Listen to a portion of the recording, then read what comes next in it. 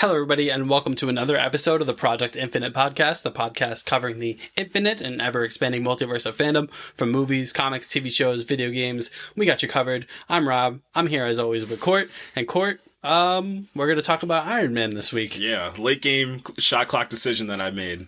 We're going to just talk about the Iron Man trilogy, and I couldn't be more excited. I mean, one of the greatest modern characters to be adapted to screen, and I mean, Robert Downey Jr. is an absolute legend, and this is kind of what propelled him into, household. I mean, he was household before, but I mean, he's one of the household names in Hollywood at this point. Yeah, probably the movie that kind of helped him realize the potential that he had as an actor and the type of superstardom that he could grow to.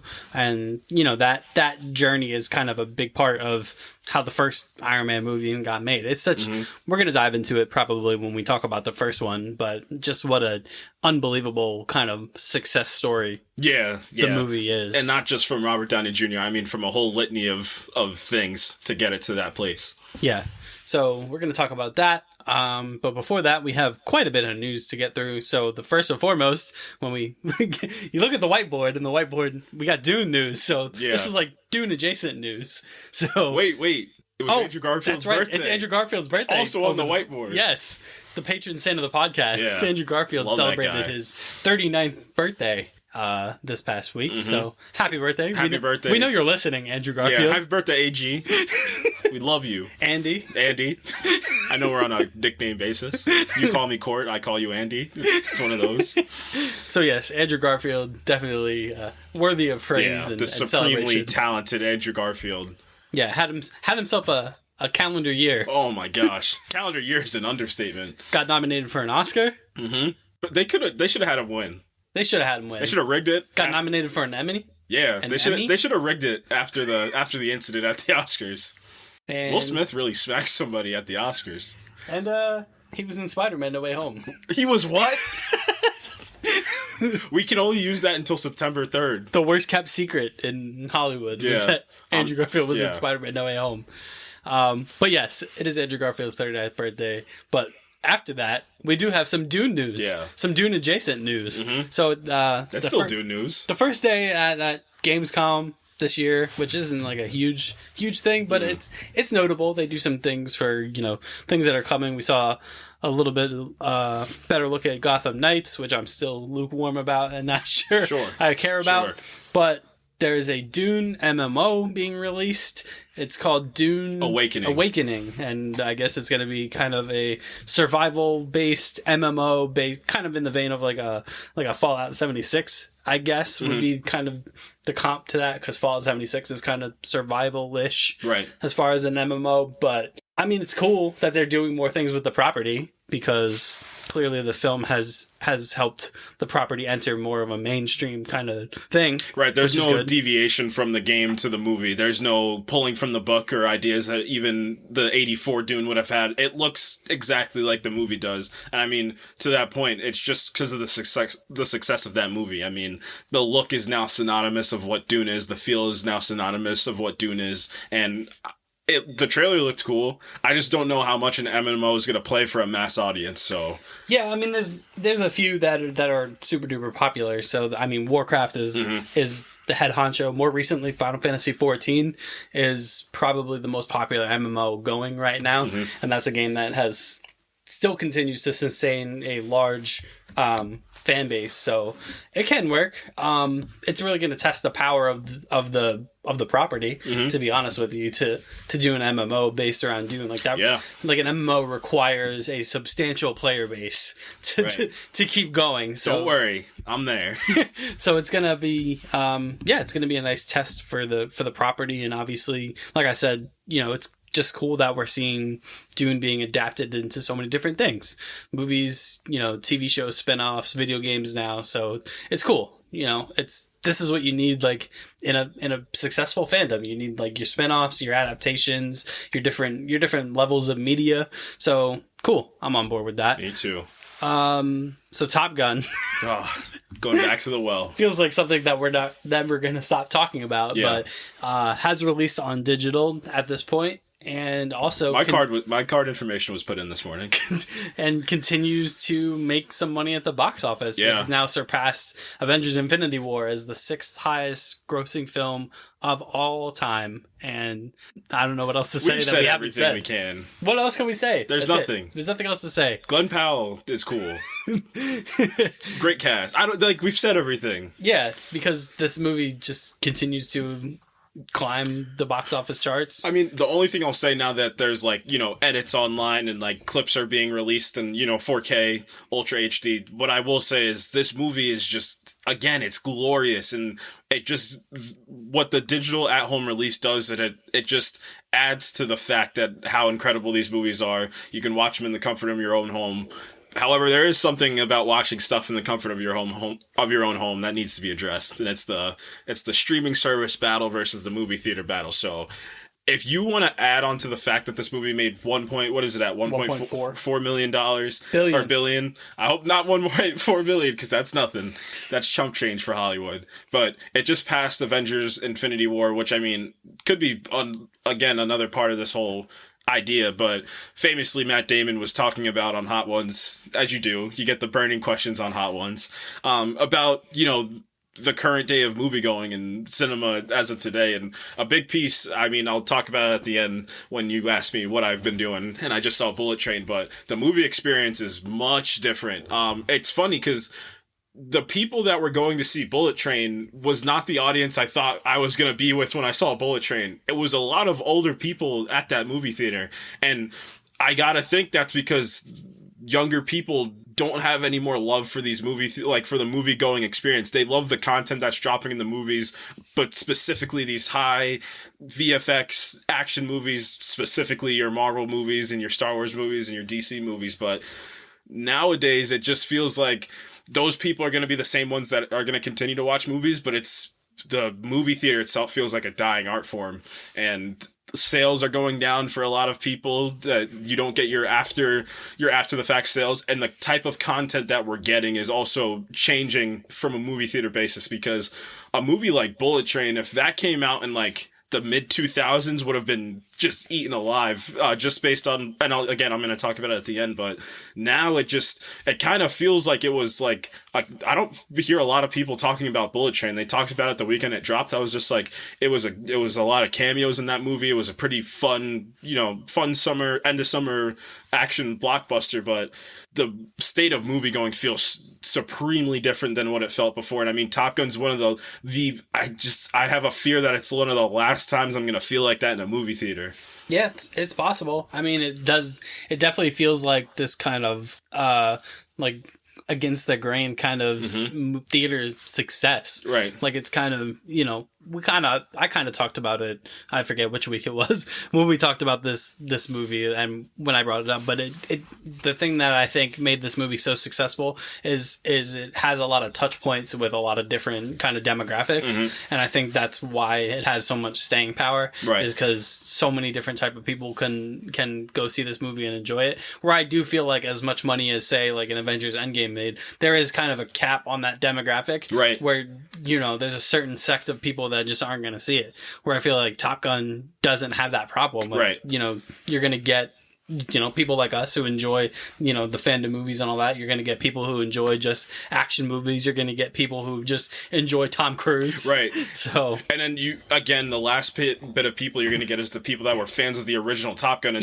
And what I loved about that theater experience we had, because we both saw it twice. The second time we saw it, we're separate, but I think we can both agree on the fact that the first time it was a fan event for the Top Gun universe. And then the second time you went, there's just a litany of people in that theater. Like and we went a week or 2 weeks after and the theater was still packed weeks after this movie came out. And I mean, we talked about timing. Again, this movie's gonna have an incredible timing. And I remember before, like a week ago, I thought, oh man, it's about to come at its end because it's going to drop on streaming. Like Paramount Plus is probably going to get it sooner rather than later. And then now it's on Amazon Prime for purchase. But the thing that I thought about, the week they released it for digital is the same week as Labor Day's next week. Like they're gonna have one more massive weekend to go through for another big holiday that people are gonna probably be like, let's go see a good old American movie, good old wholesome Tom Cruise movie, and it's working. It worked every holiday.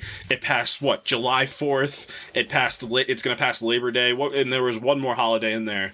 Well, I mean, Father's Day, like right, and I mean quasi holiday. Yeah, and that's like it's allegorical that it was for Father's Day. I went to see it again on Father's Day weekend. Yeah. And it's because who did you go with? My dad. And a big plot point in the movie is Rooster and Goose. So, man, this movie is the perfect storm. Absolutely perfect storm. And again, it's like a monkey's paw because it's great. It's absolutely amazing because this is what movie making could and should be. But at the same time, you feel a little fear that this might be one of the last times you're ever going to see something like this. Not if Tom Cruise has anything to say about it with his weird Tom Cruise movie universe. We got to give some more credit to Christopher McQuarrie. Sure. Yeah, I think he helps a whole lot. I mean, it's not an accident that when we talked about Tom Cruise launching this kind of series of things that he's doing, that Christopher McQuarrie is going to be attached to many of them. Yeah. Because I think Tom Cruise has found his guy. Yeah, that's his running mate. Yeah. Yeah. And it's working. Definitely. So, I mean, I can't wait for that. Whatever that space epic that they're making, that was the one that really intrigued me out of all those. That musical is second because apparently Tom Cruise can really sing and dance, and we just haven't seen it yet. So we'll see. I mean, Andrew Garfield I was listening to, it's like a weekly thing that I listen to the Tick Tick Boom soundtrack. How is somebody that talented just able to exist? I know, it's insane. We love you, Andrew. We really Andy. do. Happy birthday. Happy birthday. So there's more Warner Brothers Batgirl fallout as the story just keeps getting stranger and stranger. So apparently the directors of the film were attempting to retrieve, I guess, the footage of the film that they spent, however long on. Months. Like not just some small indie movie, like a $90 million movie. Yeah, that was finished. That Warner Brothers inexplicably scrapped. And not only did they scrap it. Yeah, it's erased. Snapped out of existence, Thanos style. So they went to retrieve the files and 404 error, file not found. Yeah, Warner Brothers has erased all trace of this, allegedly erased all trace of this Batgirl movie, and that is really a shame that people just worked so hard on this, and they did get paid, but that's not the point. Like, the point is, like, they want to put their work out there and their art, and luckily these directors have worked on another really, really popular thing that they're going to be able to attach themselves to in Ms. Marvel. So that's fortunate, but you have to look at, not just the directors or even the writers or the actors, but like just the crew, that worked on this movie for, however many months, and just to not see that work come to fruition is a real bummer. No, it is. We talked, about how kind of bad the mishandling was, and one of my solutions would have been to put this on the new redone, I guess, HBO Max kind of streaming service, but that appears that is no longer an option because the movie is apparently just gone. Right. It's been vaporized. Just incredibly unfortunate and just sad. Like, it just, like you said, just to see your work just erased and deleted. I don't know if it's a contractual thing because you did say they did get paid. I don't know if it's one of those things where they don't truly own the rights to their movie because it was a production house that produced the movie, so they can't like just have their footage on their person. But just seeing like the behind the scenes and like how much fun Leslie Grace looked like she was having.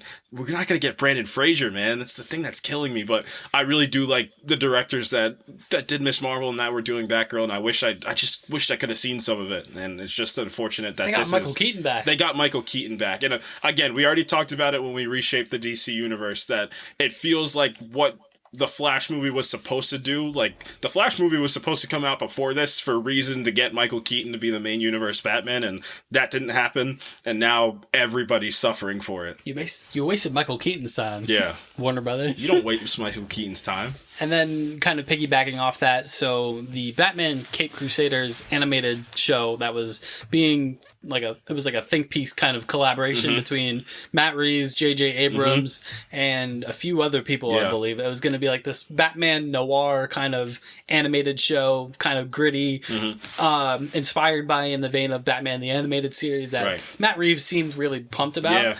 and it's not happening. Yeah. It is another casualty of the HBO Max Discovery merger that will not be going forward, and that kind of sucks. Yeah, and I mean, we talked about it last week, where now it feels truthfully directionless and truthfully everything's in limbo. And I mean, this is probably going to lead into the next piece of news, specifically with Matt Reeves, but this kind of stasis status that DC's at is just, or that Warner Brothers is at, is just very uncomfortable. And it's just, it feels like it's costing so many people their jobs and so many people their livelihoods, and just, you know, creative integrity feels like the thing that's being sacrificed in order for a company to stay afloat. And I mean, what was the number that came out? Was I forget, yeah. That the stock dropped just tremendously. Yeah.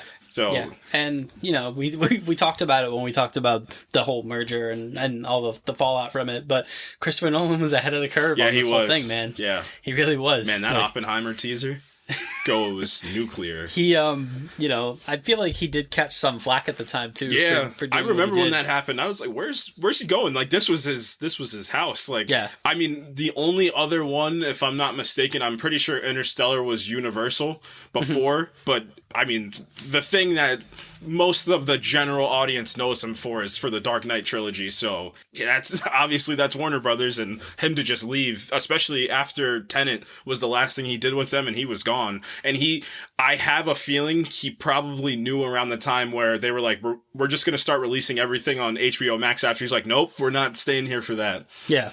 Yeah.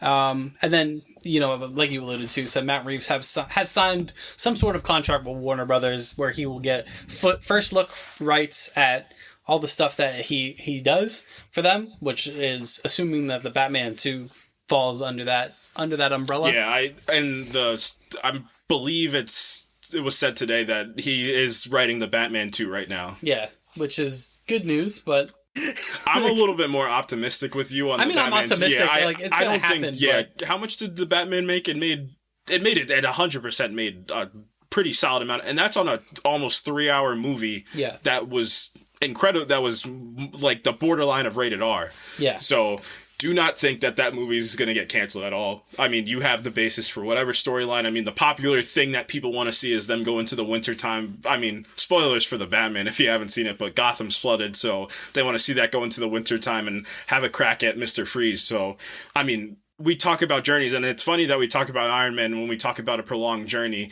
and we're going to talk about She-Hulk again, something where it's like stuff doesn't need to happen in one movie. Like, I just think it's borderline stupid not to tell the full story of Robert Pattinson's Batman. It could be something truly incredible, not for just superhero movies, but just for film characters in general. Yeah, I agree. I mean, ultimately this movie is going to get made, but it's so hard to trust anything that they do. The budget's the only thing that's kind of scaring me too. Like, are they going to take budget away to save some money? But I don't think this is something you take budget away from. If you have this version of Bruce Wayne in the first one, which was essentially this, you know, this kid kind of thought process of I can take on whatever I need, or this, like, you know, this rebellious teen angst kind of version of Bruce Wayne, and then the Batman 2 essentially is going to evolve him. You might get another crack at a live action Robin. I'm not counting Joseph Gordon-Levitt. I'm just not doing it. Chris O'Donnell is the last live action. Isn't that insane that we haven't had a live action Robin since the 90s? Yeah. So presumably we're probably going to get a Robin in this movie to some capacity. Yeah. We're probably going to get somebody to play Dick Grayson, I would assume. So you talk about development. I just don't think you take money away from something like that. You're probably going to want a big name actor to play your villain. Just don't see how, you know, taking money away from this is the solution. But I would hope not. But they chose option A for Ezra Miller. Yeah.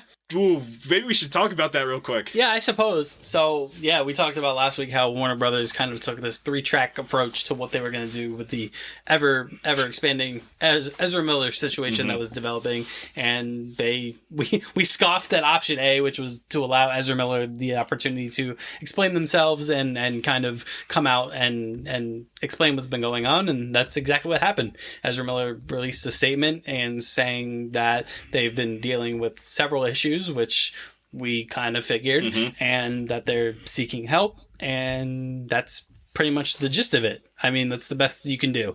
And, you know, we wish, obviously, Ezra the best, and hopefully they do get the help that they have seemingly needed, but to be honest, like, it doesn't erase everything that's happened.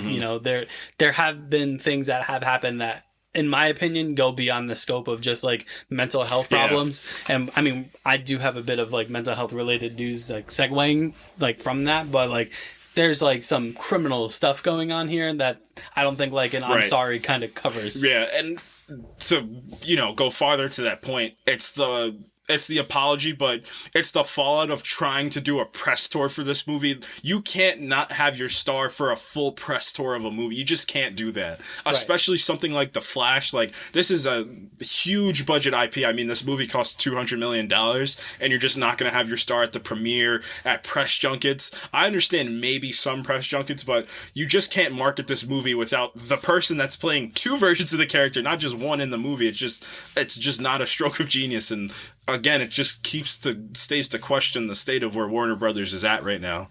Yeah, I don't know. We'll see. I guess when that movie comes out. Will it?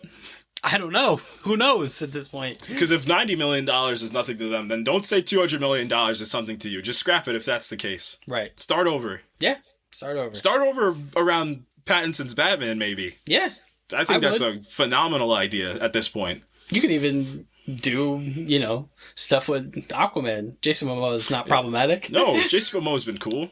He got Ben Affleck to come out of retirement for a little bit. Yeah. Gal Gadot's still Wonder Woman. Yeah. And then the specter looming over all of this is Black Adam. Yeah. Too much power? I don't know. Depends how much money that movie makes. Mm-hmm. If it makes a ton of money, he's gonna get more power. Yeah, I think that movie's gonna operate in the $600 to $800 million range, which would be probably pretty good. For them. Right. At this point, they just need a win. I remember when the Suicide Squad came out. I think that was after Wonder Woman 1984 came out. So Warner Brothers was probably, we need a win. We just need an immediate win. And James Gunn in February or March gave them an immediate win. Like, they need another immediate win. Unfortunately couldn't reap the benefit to the box office because of the pandemic, and that was a day and date HBO Max movie. Yep. So, it didn't probably reap the benefits of, something that I think that movie, maybe the initial weekend probably wouldn't have been that strong, but the word of mouth would have been so strong that a bunch of people would have went to see it. I agree. We were in dark times back then. So I did say I had some mental health related news, and that is that so a couple weeks ago, Jordan Elsass, the actor who portrays Jonathan Kent on Superman Lois, abruptly departed the show and would not be announced that he would not be returning for season 3, that the character of Jonathan Kent will be recast, and he has since released a statement explaining why he did that, and he cited mental health as one of his reasons, and he said that he's not sure where his career goes from here, if he'll continue acting at all, and I just think, we've seen this trend kind of in the world of acting and athletics, where these high profile people are being more forthcoming about their mental health issues and being willing and able to step away from their profession that admittedly probably makes them a decent amount of money, but they put their mental health first and wish him the best. And I think, as unfortunate the situation is, it is really great of him to kind of put himself out there and be at the forefront of it and admit what's going on and just be very forthcoming about it. And I mean, a good word you used there was money. And that's what, I think that's the distance that puts celebrities and these actors, athletes, whatever it may be, away from, the normal average person. And I'll never take it from an average person that they don't deserve to do things like that because they make so much money. They're still people at the end of the day. It's wrong to have that kind of, in my opinion, to have that kind of thought process behind yourself. We all, as humans, have to go through similar things. Money might change some things, but at the end of the day, there's still things that money can't solve. It just won't. And unfortunately, he ran into one of those situations. So, I hope he gets the help he needs. I I hope he keeps acting. I really liked him as Jonathan Kent. I thought it was a cool character that I thought they were going to do some things with, but somebody else can go play that character. That's not what the main concern is right now. It's the same thought process as, unfortunately, Chadwick Boseman passing away. Cool, this movie universe is a thing. That does not matter right now. A person passed away. Yeah. So it brings up the fact that Jonah Hill and Tom Holland said he's leaving social media for the time being, I think he said, to focus on his mental health. And I mean, good for him, because he was in the public eye every single day when that movie was coming out. And I mean, it didn't help that Zendaya was playing probably at the time the most popular TV character in the world. So he probably wasn't having a fun time going on social media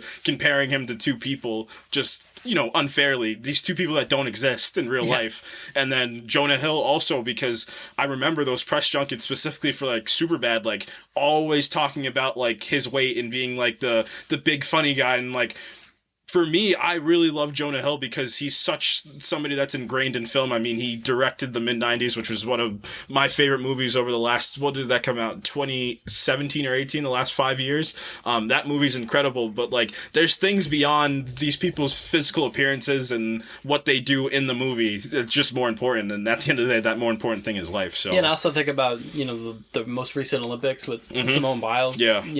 The best gymnast of all time. Yeah, and I remember the things that people were saying, and they didn't forget about the entire controversy around the women's gymnastics team that probably did not help with that, but that's the thing they didn't want to talk about. Same thing with Naomi Osaka is the other big one from sports that came out, and, took herself out of a major tournament. It's just because they're celebrities and they have money and they're at the top of the game does not mean that there's things that just won't affect them. Right. Yeah, so, all power to Jordan Elsass for the decision that he made, and, good on him. I hope he does continue acting in the future, but get his mind right first, and hopefully things will take off from there. So you mentioned Tom Holland, and you mentioned Spider-Man No Way Home, so we do have a pair of theater re-releases coming up in September, the first of which... I think we have 3. Yeah. Oh, yeah. Because Rogue One, yeah. Yeah, we talked about Rogue One last week. Yeah. And then we've talked about this one and the other one, but just worth noting that September 2nd, Spider-Man No Way Home is hitting theaters once again for that weekend. New poster. Yep, new poster. Featuring... floating heads. Yeah. The floating heads are back. Yep. And... 2 of those floating heads belong to Tobey Maguire and Andrew Garfield. They're in the movie? They're in the movie. I can't believe it. This is insane. They pulled the wool over us. They did. For this whole time. So, yeah. And I watched the movie. Yeah. And I still couldn't believe it. Yeah. And so there's going to be apparently an additional... This is not an Avengers Endgame re-release sitch. For those of us that were there during that time. We got bamboozled. This is apparently ostensibly an extended cut of the film that will include an additional 11 minutes, and we're going to go see it. Oh, of course. We're trying to hit all 3 re-releases. Yeah. And we're going to do stuff for 2 of the 3 re-releases. Yeah. We're going to wait on one of them. And that one we're going to wait on to review is...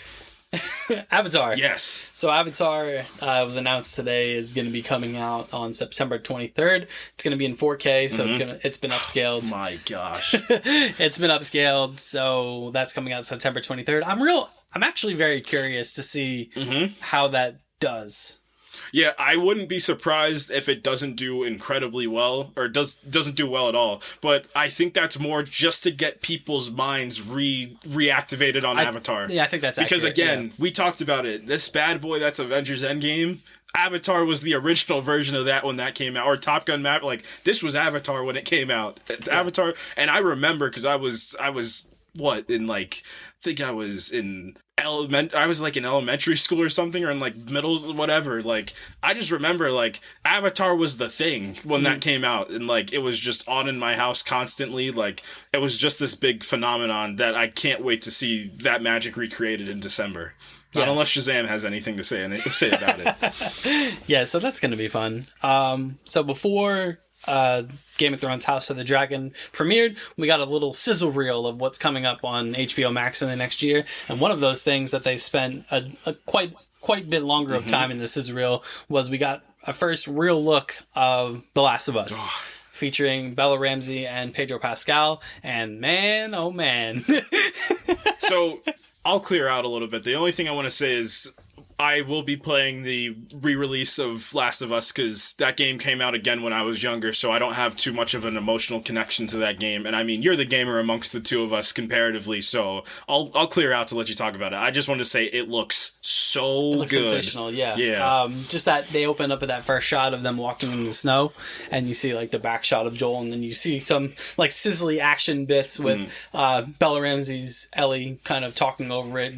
They're ripping the dialogue from one of the more infamous scenes in the game where things kind of come to a head with Joel and Ellie, and their relationship is really tested at this point, where she's kind of explaining to him, because he's trying to pawn her off at this point to his brother Tommy, that because he's uncomfortable. He'd become uncomfortable developing like a relationship with her because spoilers for I guess the first 10 minutes of The Last of Us, because this does happen in the first like 10 minutes of the game, ostensibly the prologue where Joel loses his daughter, and so he's beginning to develop kind of fatherly kind of instincts for Ellie, and it makes him uncomfortable, and she calls him out on that, and that prompts her to say, like, I've lost literally everybody that I've ever cared about, and except for you, is what she says. I don't think that's said in the trailer. No. She just says, I've dealt with so much loss. Yeah, but the end of that is I've lost so much, and except for you.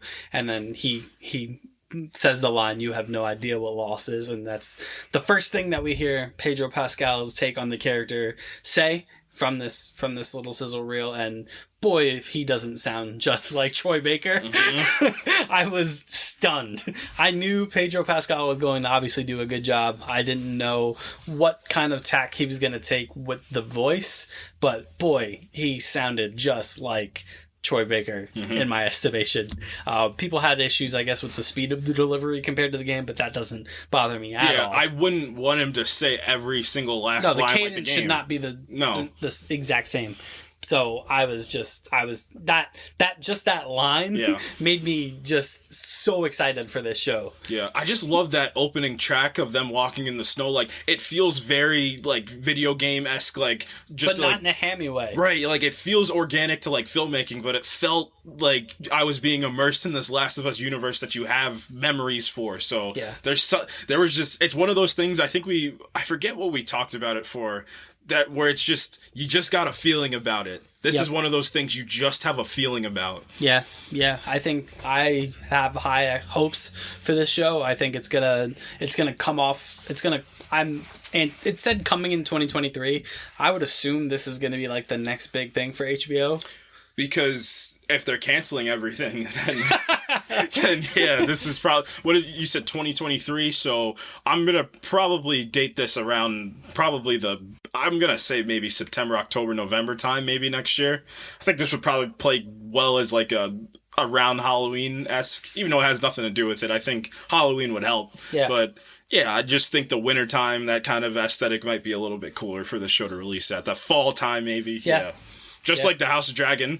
Great segue. Yeah, we could, well, we'll save that. We'll save that segue, because we got a couple more things. Oh yeah, there's a lot of news this week.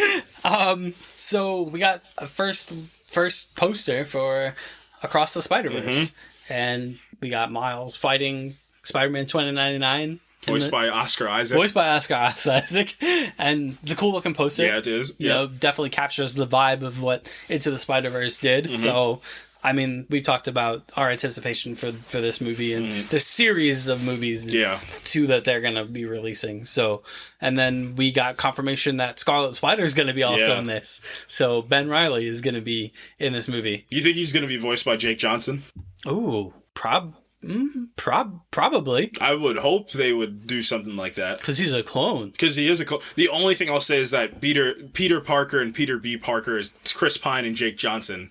Absolutely great choice to get Chris Pine to be the main Spider-Man, which is kind of funny, but yeah, I wouldn't be surprised if that was the case. Yeah, so, that'd be cool. Yeah, that movie's gonna be just amazing. When's that movie coming out? Got delayed. Don't remember when it got delayed to. Big summer next year.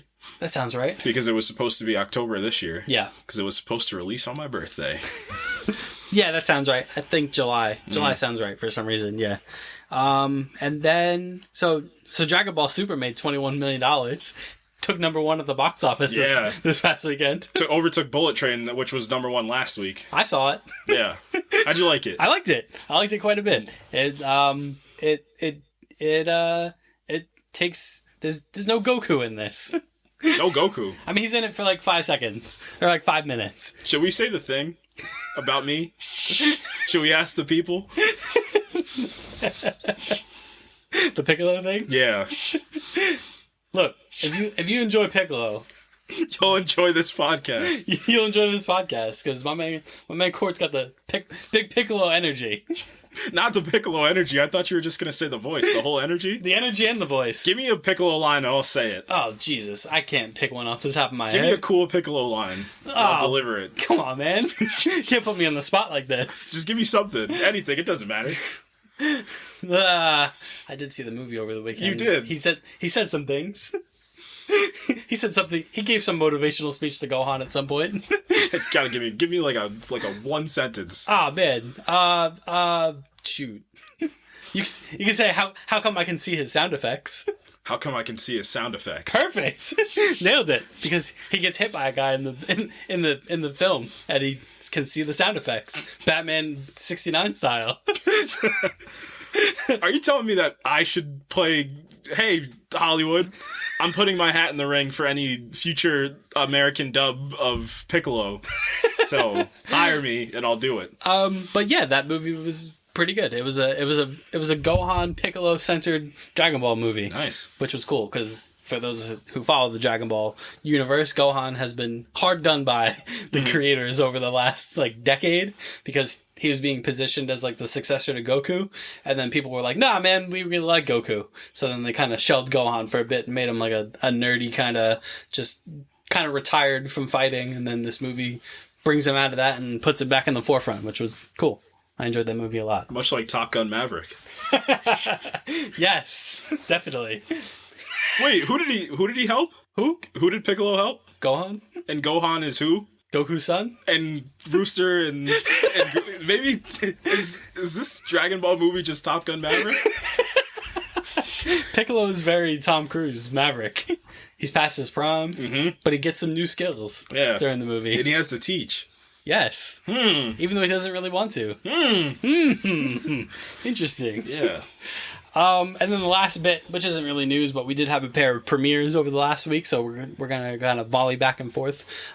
So She-Hulk premiered on last Thursday, the first episode of the much anticipated Disney Plus show that we talked about last week, and I'm gonna let you handle this because I'm gonna handle the other thing. Yeah, you're gonna get real excited about specifically one person in House of the Dragon. But no, She-Hulk's premiere happened this Thursday night. I thought they were gonna do some Thursday night 8 p.m. release thing, so it felt like an ABC show. And speaking of ABC, this did feel like one of your ABC comedy drama shows that releases, on your Tuesday, Wednesday, Thursday prime time. And I like this show. I like this premiere. This probably feels the most in MCU, and I know we kept saying that before, but it felt the most MCU, and actually the way it went about it, and I'm talking more of the music, the score for the show felt very Avengers-like and movie-esque type. Some of the bits, especially during the training montage, felt very MCU-ish, so I was enjoying it quite a bit. Tatiana Maslany is just she's great. Phenomenal as Jennifer Walters. I actually buy their relationship pretty well, and I mean, if you look at the She-Hulk origin, you know through that they have been not only cousins but good friends their whole lives. So her and Ruffalo play it really well. I am listening and I understand you're withholding your love for the character of Hulk right now. However, again, it's the whole arc basis of thinking of things versus, what's happening right now. If you kind of just wait for the payoff, I think that payoff's going to come, which happened in this first episode. I don't want to really get into spoilers, but I think something's coming for Hulk, for our boy Hulk. I agree. Yeah. They have a nice fight. Yeah. I quite like that fight. Yeah, it's a solid fight. And you keep getting teases that he's still in there. Man, I don't want to talk any spoilers, but there's some things that I genuinely want to get. But first thoughts, I mean, it's a solid premiere. I think I probably like the the Loki premiere and the Miss Marvel premiere probably a little bit more than this out of all the That's Disney fair. Plus shows. But besides that, no, I had a lot of fun with it. And that's the thing. These shows are trying to have some fun. There's some serious bits in the show. I mean, a big plot thread that they pull on for Hulk specifically is his relationship with Tony, and it's fitting that we're talking about Iron Man today and how much of an impact not only did he have on Bruce, but on the entire MCU. I mean, it's to the point where they built Bruce's kind of seclusion laboratory. It was him and, well, I mean, mostly Bruce with Tony drinking the whole time, but I mean, they were the science bros for a reason. So, Yeah. It kind of rounds out some edges for Hulk and gives him a new path to kind of run on. But specifically, Jen Walters, I mean, I love the fact that the whole argument that was made for the last week has been that, oh, okay, she was getting the Rey treatment from Star Wars, and I don't agree with that, and I think it's going to come back to bite her in the future episodes. I think that was what they were setting up. Again, just give it some time to build. I think there's a reason why it's so easy for her to transform into the She-Hulk. Like, it's going to come back at some point for just not being as good, and like, her fact that she doesn't want to train, she's like, I'm a lawyer, I'm not a superhero, so I'm going to go be a lawyer. It's going to come back to bite her in the future, so. Absolutely. Yeah, I totally agree. I really enjoyed it also. I just love all the She-Hulk kind of isms that were in this. Yeah. You know, the whole first episode is framed that she's talking to us. Yeah, right. She's talking to the audience and she's explaining her origin story to the audience, which I thought was a really great way to frame it and explore the tone of the show. So I'm looking forward to it. Yeah. Looking forward to the rest of it, I should say. Looking forward to Wong. Looking forward to Wong. Come on. Give me Wong in this show. You know who I'm looking forward to. Yep. Frogman. Daredevil is coming. Yeah, he is. Daredevil is coming. Man, I'll save it because you're going to ask me what I've been doing. So I'm to the point. And then, so we got Thrones is back. Thrones is back. So Thrones... The stranglehold of Thrones is back. Yeah, if you had nerds thought you were going to just let it go. If you had any doubts whether or not Game of Thrones had any kind of relevance or if it had lost some luster coming off the 8th season, those fears were quickly alleviated by the premiere of House of the Dragon this past Sunday, which apparently everybody watched. This is like when LeBron was in 2020ing and they lost to the Spurs. And he pulled y'all must have forgot. And they were like, is he done? Nope.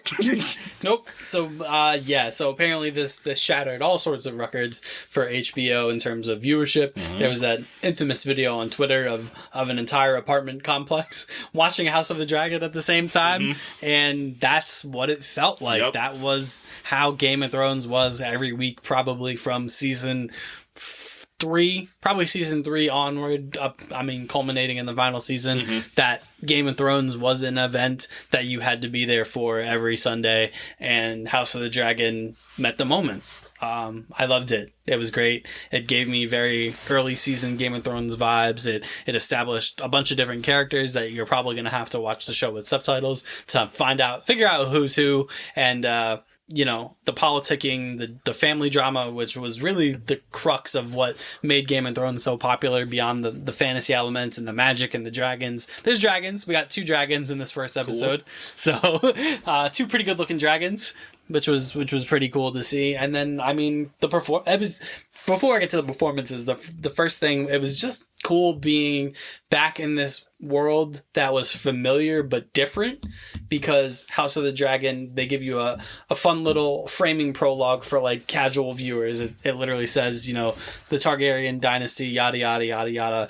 This takes place 172 years before the birth of Daenerys Targaryen. So it frames you right away. It places you in a familiar world in a different time, and I thought that was super cool. Like, because you see this whole episode takes place in King's Landing, which is a place that many people from Game of Thrones are familiar with, they're used to, and you're seeing familiar locations that, like, oh, this thing happened in that location in season whatever of Game of Thrones. So that was very cool. And then, the performances across the board were pretty astounding. Our guy from Amazing Spider-Man 2, Rhys Ifans, is in this. Pretty unrecognizable as Otto Hightower, the Hand of King Viserys, and He's really great. He's got a little. He's got the voice. He's got the voice. He's got a little Tywin Lannister in him. He kind of. It feels like he did take kind of cues from Charles Dance a little bit.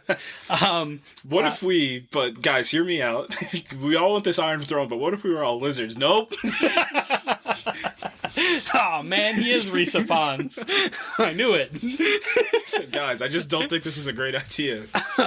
Yeah, I mean, everybody's pretty great across the board. The two particular standouts for me was Millie Alcock, who portrays a young Rhaenyra Targaryen, and that's going to actually change. I think in episode 5 there's going to be a time jump, and Millie Alcock will transform into Emma Darcy.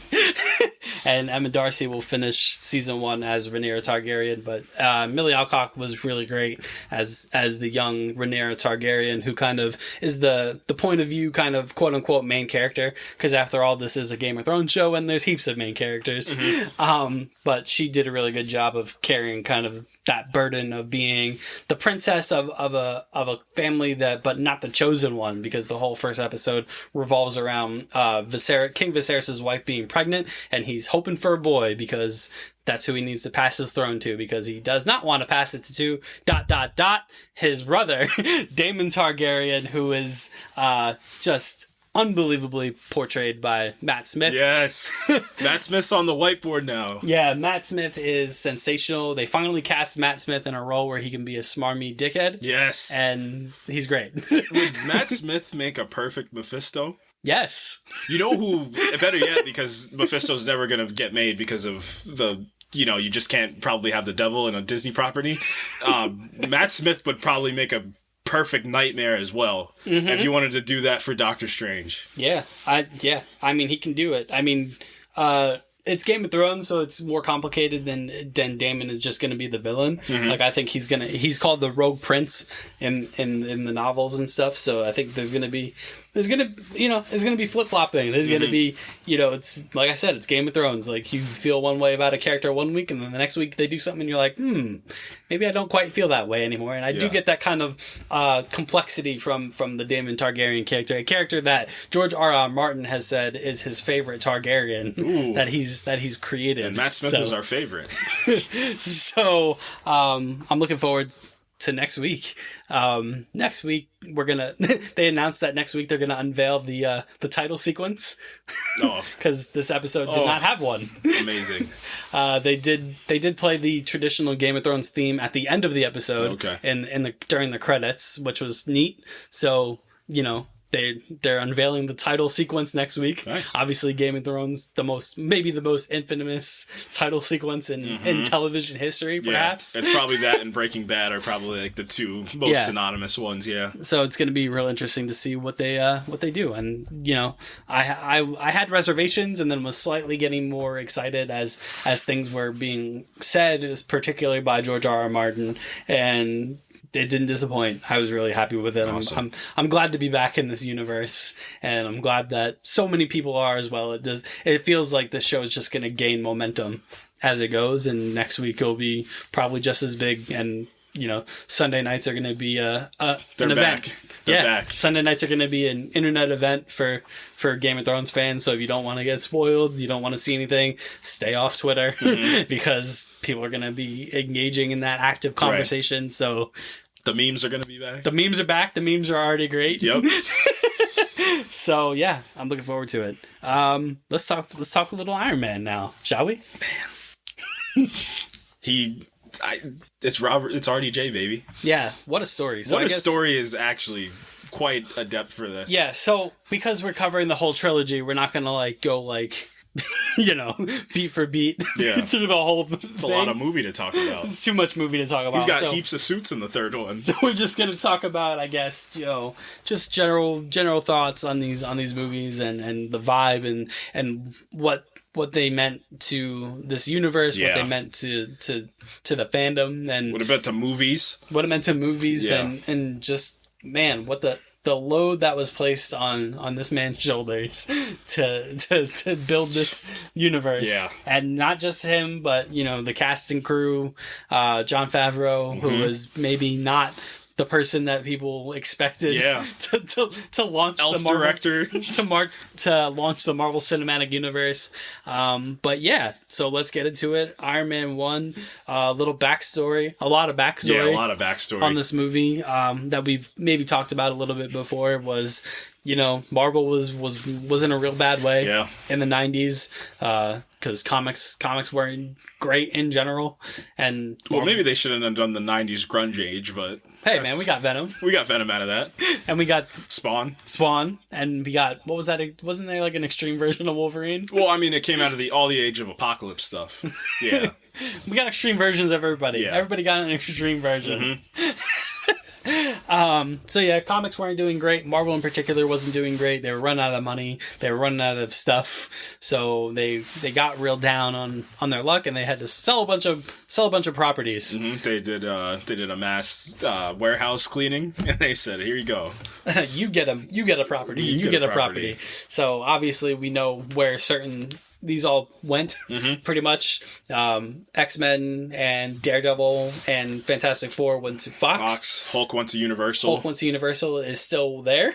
Yeah, only for maybe a couple, 3 more months, apparently. Yeah. So. And then, obviously, most notably, Spider-Man went to Sony, and that was probably the big one, because obviously Spider-Man being the most popular superhero regardless of company, he's right out there with Batman, Superman, and that ilk. That's where Spider-Man sits. And they looked around to their left, they looked around to their right, and at this point, they didn't even have Iron Man. Yeah, I mean, if you want to talk comics, if you're talking about the most popular groups, the Avengers they were, characters that existed and were fairly popular, but they weren't the X-Men and they weren't the Fantastic Four. You're talking about the First Family, and you're talking about some of the most, in comics, recognizable characters with the X-Men. So you lose both of those things. Now you have to look to the other major group you had in comics, which was the Avengers. And obviously a Captain America movie is probably something you want to make, but the other side of the coin is Iron Man. That's probably a character you want to get off the ground. That's even a character that they didn't quite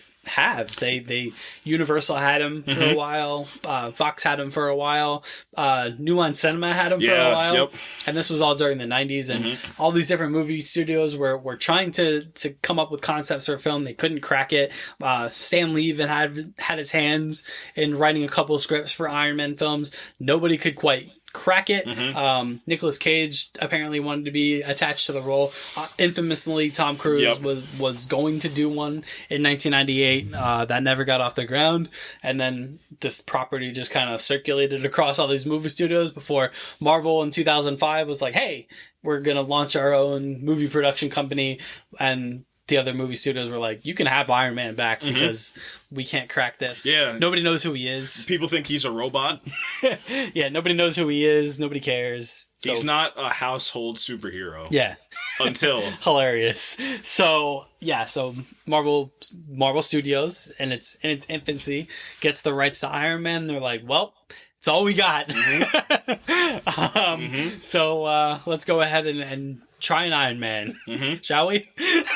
Yep, and it went through a litany of directors and went through a litany of producers, writers, just everything imaginable you can think about, especially for a superhero property. And again, let's talk about superhero properties at the time, because at the time, you're fresh off. It's so insane to me to think about that Iron Man 1 and Spider-Man 3 are a year apart. It doesn't compute in my mind because they feel so separate from each other. Yeah. To the point where Tobey Maguire coming back for Spider-Man No Way Home feels just so, such like a legacy thing. Yeah. But Iron Man was literally less than a year release. Yeah, and one of the funny things about that is one of the early drafts of the Marvel Studios script was going to refer to the Spider-Man 2 story, where it was going to be Tony Stark that developed the exosuit for Otto Octavius. But that obviously never happened. Yep. So we got a kind of a standalone thing, and they eventually landed on Jon Favreau to direct Elf Zone. Yep.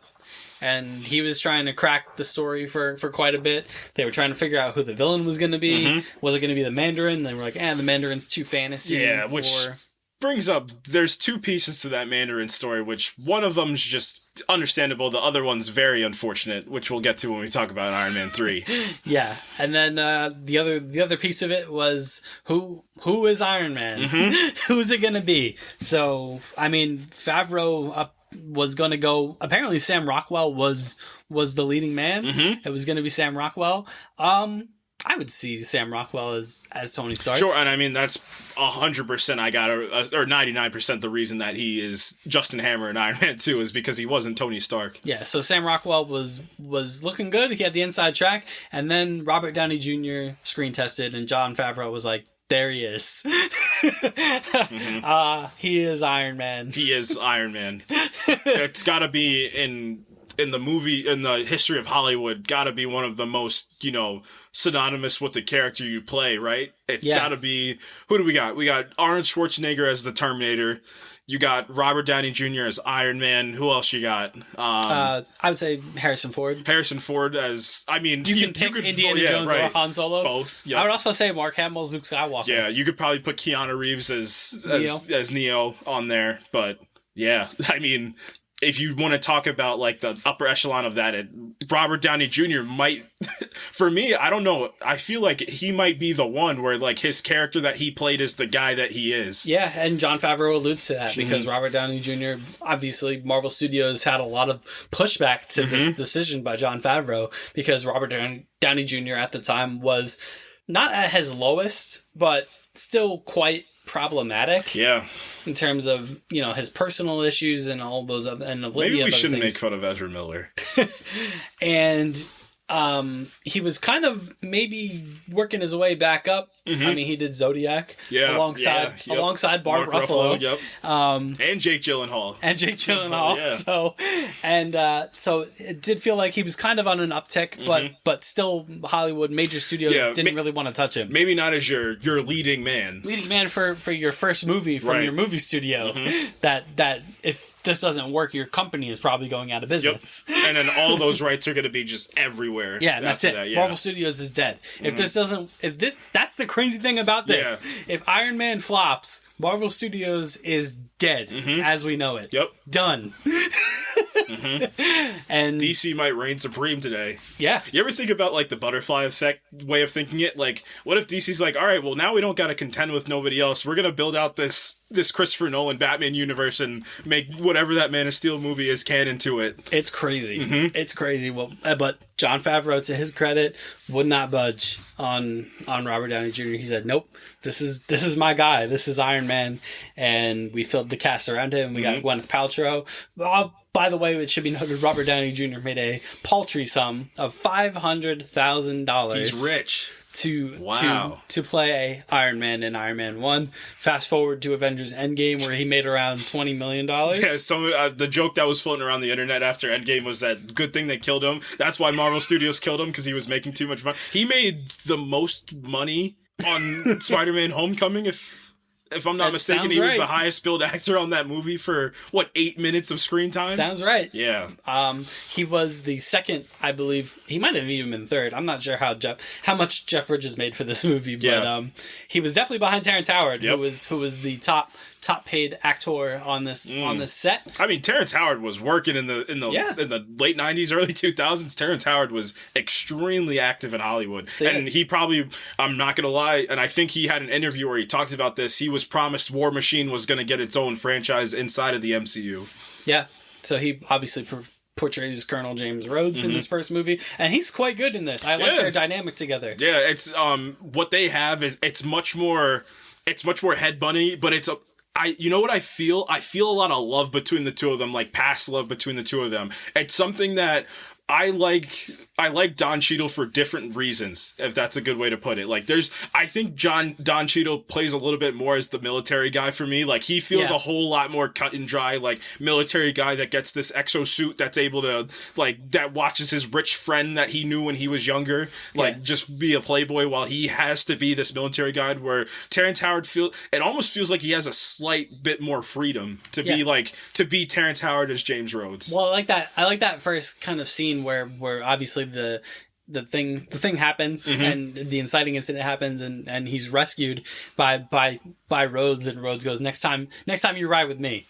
Like that felt very like natural. Yeah, like best friend thing to say. Yeah, like not like I'm so glad you. It was like, nah, you're coming with me next. Like like kind of jokey. Right. You know what I mean? It was like, even though it was this dire moment where like Tony like was like dying, right. You know, Rhodes still was able to kind of crack a joke and be like, next time you ride with me, because obviously all this happened because you were taking selfies in the backseat with the other guy. So yeah, let's talk a bit about Iron Man 1.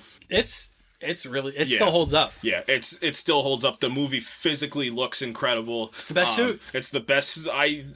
I'm gonna have to think about that. I do have a slight love for the Endgame suit, only because that's probably the most close to comic suit that we've gotten from Iron Man. And I mean, on purpose, because it was the last appearance of him.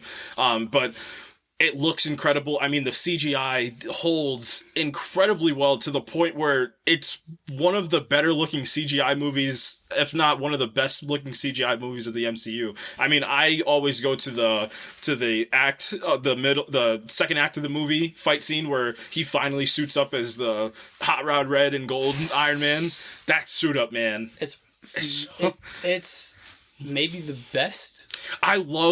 But what this movie does, and this movie to me is extremely well written, to the fact where, like, a big thing that superhero movies do in these high budget action movies, or I should say forget to do, is have the softer, quieter moments. I love what he's doing. He's sitting there with the screwdriver, like playing with the hand, and then he's watching the newsreel of where they're in Golmira and all the carnage that's happening in Golmira, and like he doesn't even say anything. He just starts blasting stuff and he gets right up and it goes right into it. Like, that's how you do it. Yeah, and I also like his like Iron Man voice and that he does in this first movie, where like he's putting on a voice, because obviously at the time he's separating Tony Stark from Iron Man. I forgot about that. Yeah. I've forgotten about like that he does like a voice. Yep. When he's Iron Man, he's much more serious and much more like, man, that scene when he lands at Gomera and the tank fires at him and he goes, my turn.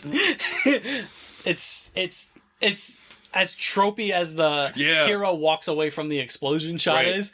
It's one of the best versions of it. Yeah, so I want to pit this movie against the predecessors in the superhero genre, specifically the Marvel side, because we're not going to talk about the DC side, because you're starting the Dark Knight trilogy at this time, and Superman Returns is 2.5 years old about. So at this time, you're going up against Spider-Man 3, you're going up against Fantastic Four: Rise of the Silver Surfer, and what are you up against? X3? Yeah. So 3 movies that are not critically acclaimed for the superhero genre. So this movie, as much as an uphill battle that this had to fight, it did have a specifically, newfound opportunity to be great, because what you're looking at is the superhero genre is not being respected from the Marvel side. They think Marvel's this joke, which, I mean, it kind of transformed into a different way of looking at it in the modern age. But at this time, it was a joke because the movies that were getting made were just not good. So you get a movie like this, and it's those subtle moments that are just not superhero movie making, just movie making in general and character work in general. And if you talk character work, and that's the next thing we talk about, Tony Stark in the MCU, specifically these first 3 movies, it's a great arc that he goes on in these first 3 movies. It's a great arc he just goes on in this first movie. Yeah, because, again, I talked about it with Top Gun Maverick in the way that movie's simple. It's not an overly complicated movie. Like this, again, it's not an overly complicated arc that he goes on. It's very simply, he was a playboy that didn't care about anything. Playboy weapons dealer. Yeah, weapons dealer. So he was a weapon of mass destruction himself that turned himself into a weapon for good. That's all his arc is. But the way they go about it is because they don't portray Robert Downey Jr.'s personality for it. Right. And I mean, that's a big part of even the script writing process for this movie. There's a lot of ad-libbing, a lot of improv in this movie. It works. Yep. It works. Guys, making movies is such a difficult process. Yeah. It's probably one of the most difficult processes that you can try to do for any creative medium, is like the movie making, especially a feature-length movie making process. So the fact that this was even made is a marvel, no pun intended. But Robert Downey Jr. being cast as Iron Man is a stroke of genius, and it's unbelievable. Yeah, in hindsight, it really is unbelievable that I mean, just from the opening, however many minutes, you're like, oh, geez, man, like we're in for a ride. Mm-hmm. Like when he's just in the Humvee and he's like, you know, the guy asks for a picture and he's like, all right, you know, go ahead. And he's like, the guy puts his hands up. He's like, please no gang signs. He's like, I'm just kidding. Throw it up. Right. Like, it's just natural. Like, there's a natural charisma to him that you couldn't, I don't think, replicate with any other actor. Yeah, and then there's also this serious undertone that he has. And I will argue to the end of the day, he has that throughout his entire run in the MCU. There's this seriousness because Iron Man 2 plays on this fact for me, but there's this ticking clock that Tony can't escape from. And I mean, if you want to get meta for a second, the ticking clock that he couldn't get away from was his own death to save the universe. That's the thing that he couldn't escape. So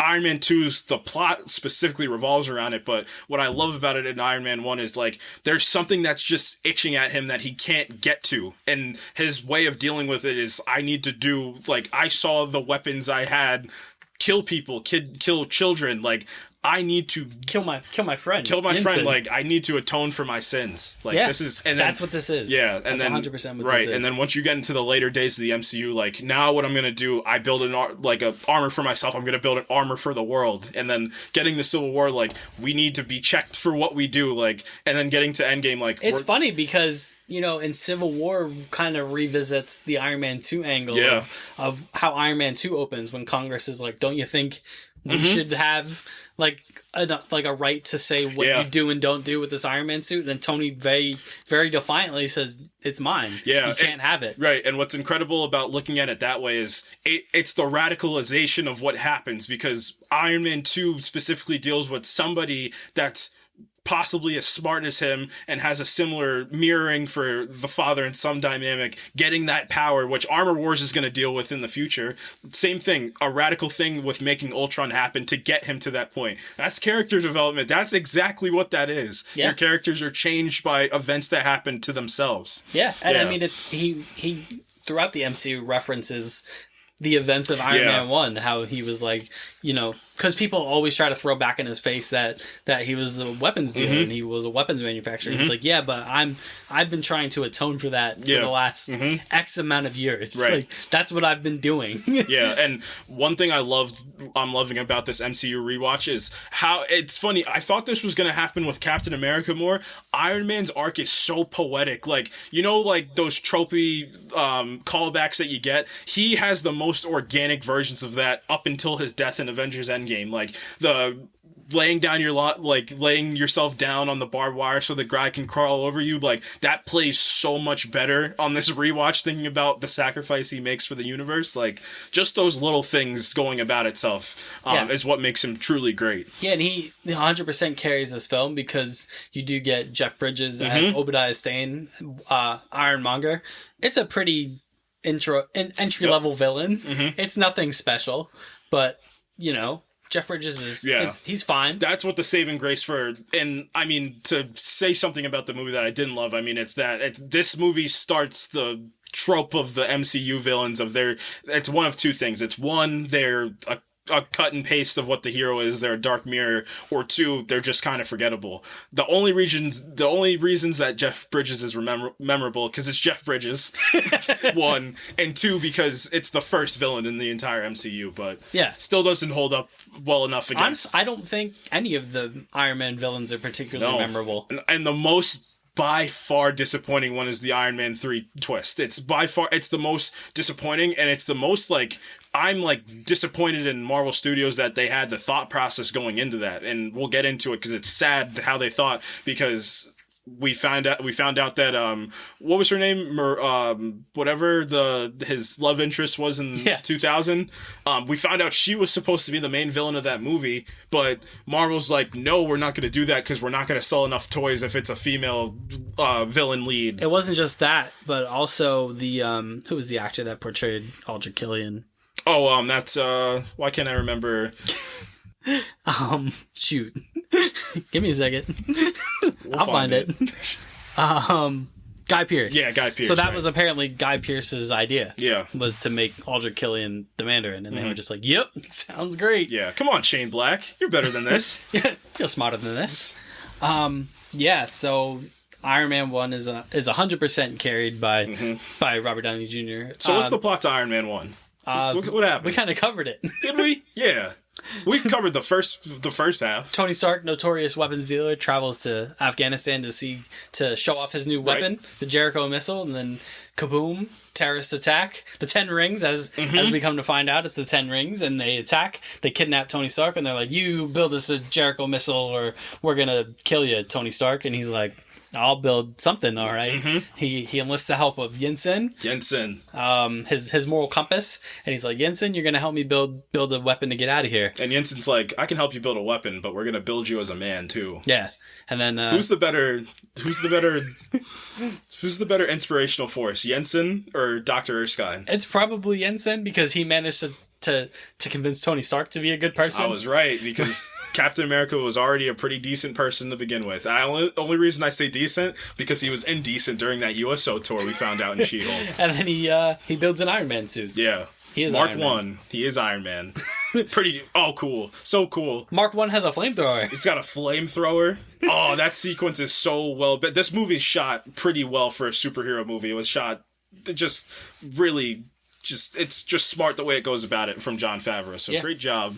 And Jon Favreau's also in this. Yeah, Jon Favreau plays Happy Hogan, which is the longest standing Iron Man character up until this point in the MCU, which is just insane. And then Tony goes home and he's like, "I don't want to sell weapons anymore.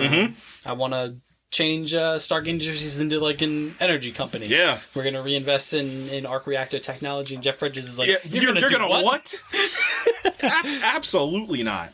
And then Jeff Bridges is like, "Hey, by the way, Tony, we talked. We talked, us and the council of Stark Industries, and no." Absolutely not. Nope. And then I'm gonna zap you with this little paralysis device. And all the meanwhile, Tony Stark is doing an Iron Man. He builds he got the silver suit first for Terrence Howard. And then he gets the classic red and gold great suit. Yep. Traveling the world, doing an Iron Man. Saves a bunch of villages, and they're like, "Who is this? Who is this masked man?" And they're like, "Is that you, Tony Stark?" And he's like, "No. Heck no. It's a bodyguard. Definitely not me." And Jeff Bridges is like, "Oh, it's you, all right." And then you find out that Jeff Bridges has been secretly dealing weapons to the 10 Rings. Yeah, that Obadiah stain. And then it's on. It's on. Iron Man versus Ironmonger. Well, they looked at each other and they were just like, "You're like a mirror reflection of me." And then Terrence Howard is helping out a bit, and he looks at the silver suit and he goes, "Next time, baby." Last online 11 years ago. And there would be no next time from Mr. Howard. And then Iron Man and Terrence Howard have a big... Not Iron Man and Terrence Howard. Yep, Iron Man and Terrence Howard have a big... Iron Man and Jeff Bridges have a big punch-up across the city. One of many that Marvel would have over the years. Yep. All leads into Civil War and them being like, "Hey, maybe don't do that to our cities." Big punch-up across the city, and that's pretty much all there is to it. How you like that third act? It's all right. It's pretty cool. It's pretty nice. Yeah, I feel tension in that third act, genuinely. Yeah, there's tension, and it's not the Black Panther Killmonger thing where their kits are exactly the same. It's Ironmonger's a little more clunky, Iron Man's a little more sleek. They each have their strengths and weaknesses, and then Tony uses his genius to outsmart Obadiah Stane. He knows the tech better than anybody. Yep. And he uses that to an advantage. Yep. Almost like the person that creates it's better than the executive that tries to produce it. Yeah. Spitting it's bars. exactly that, which is great.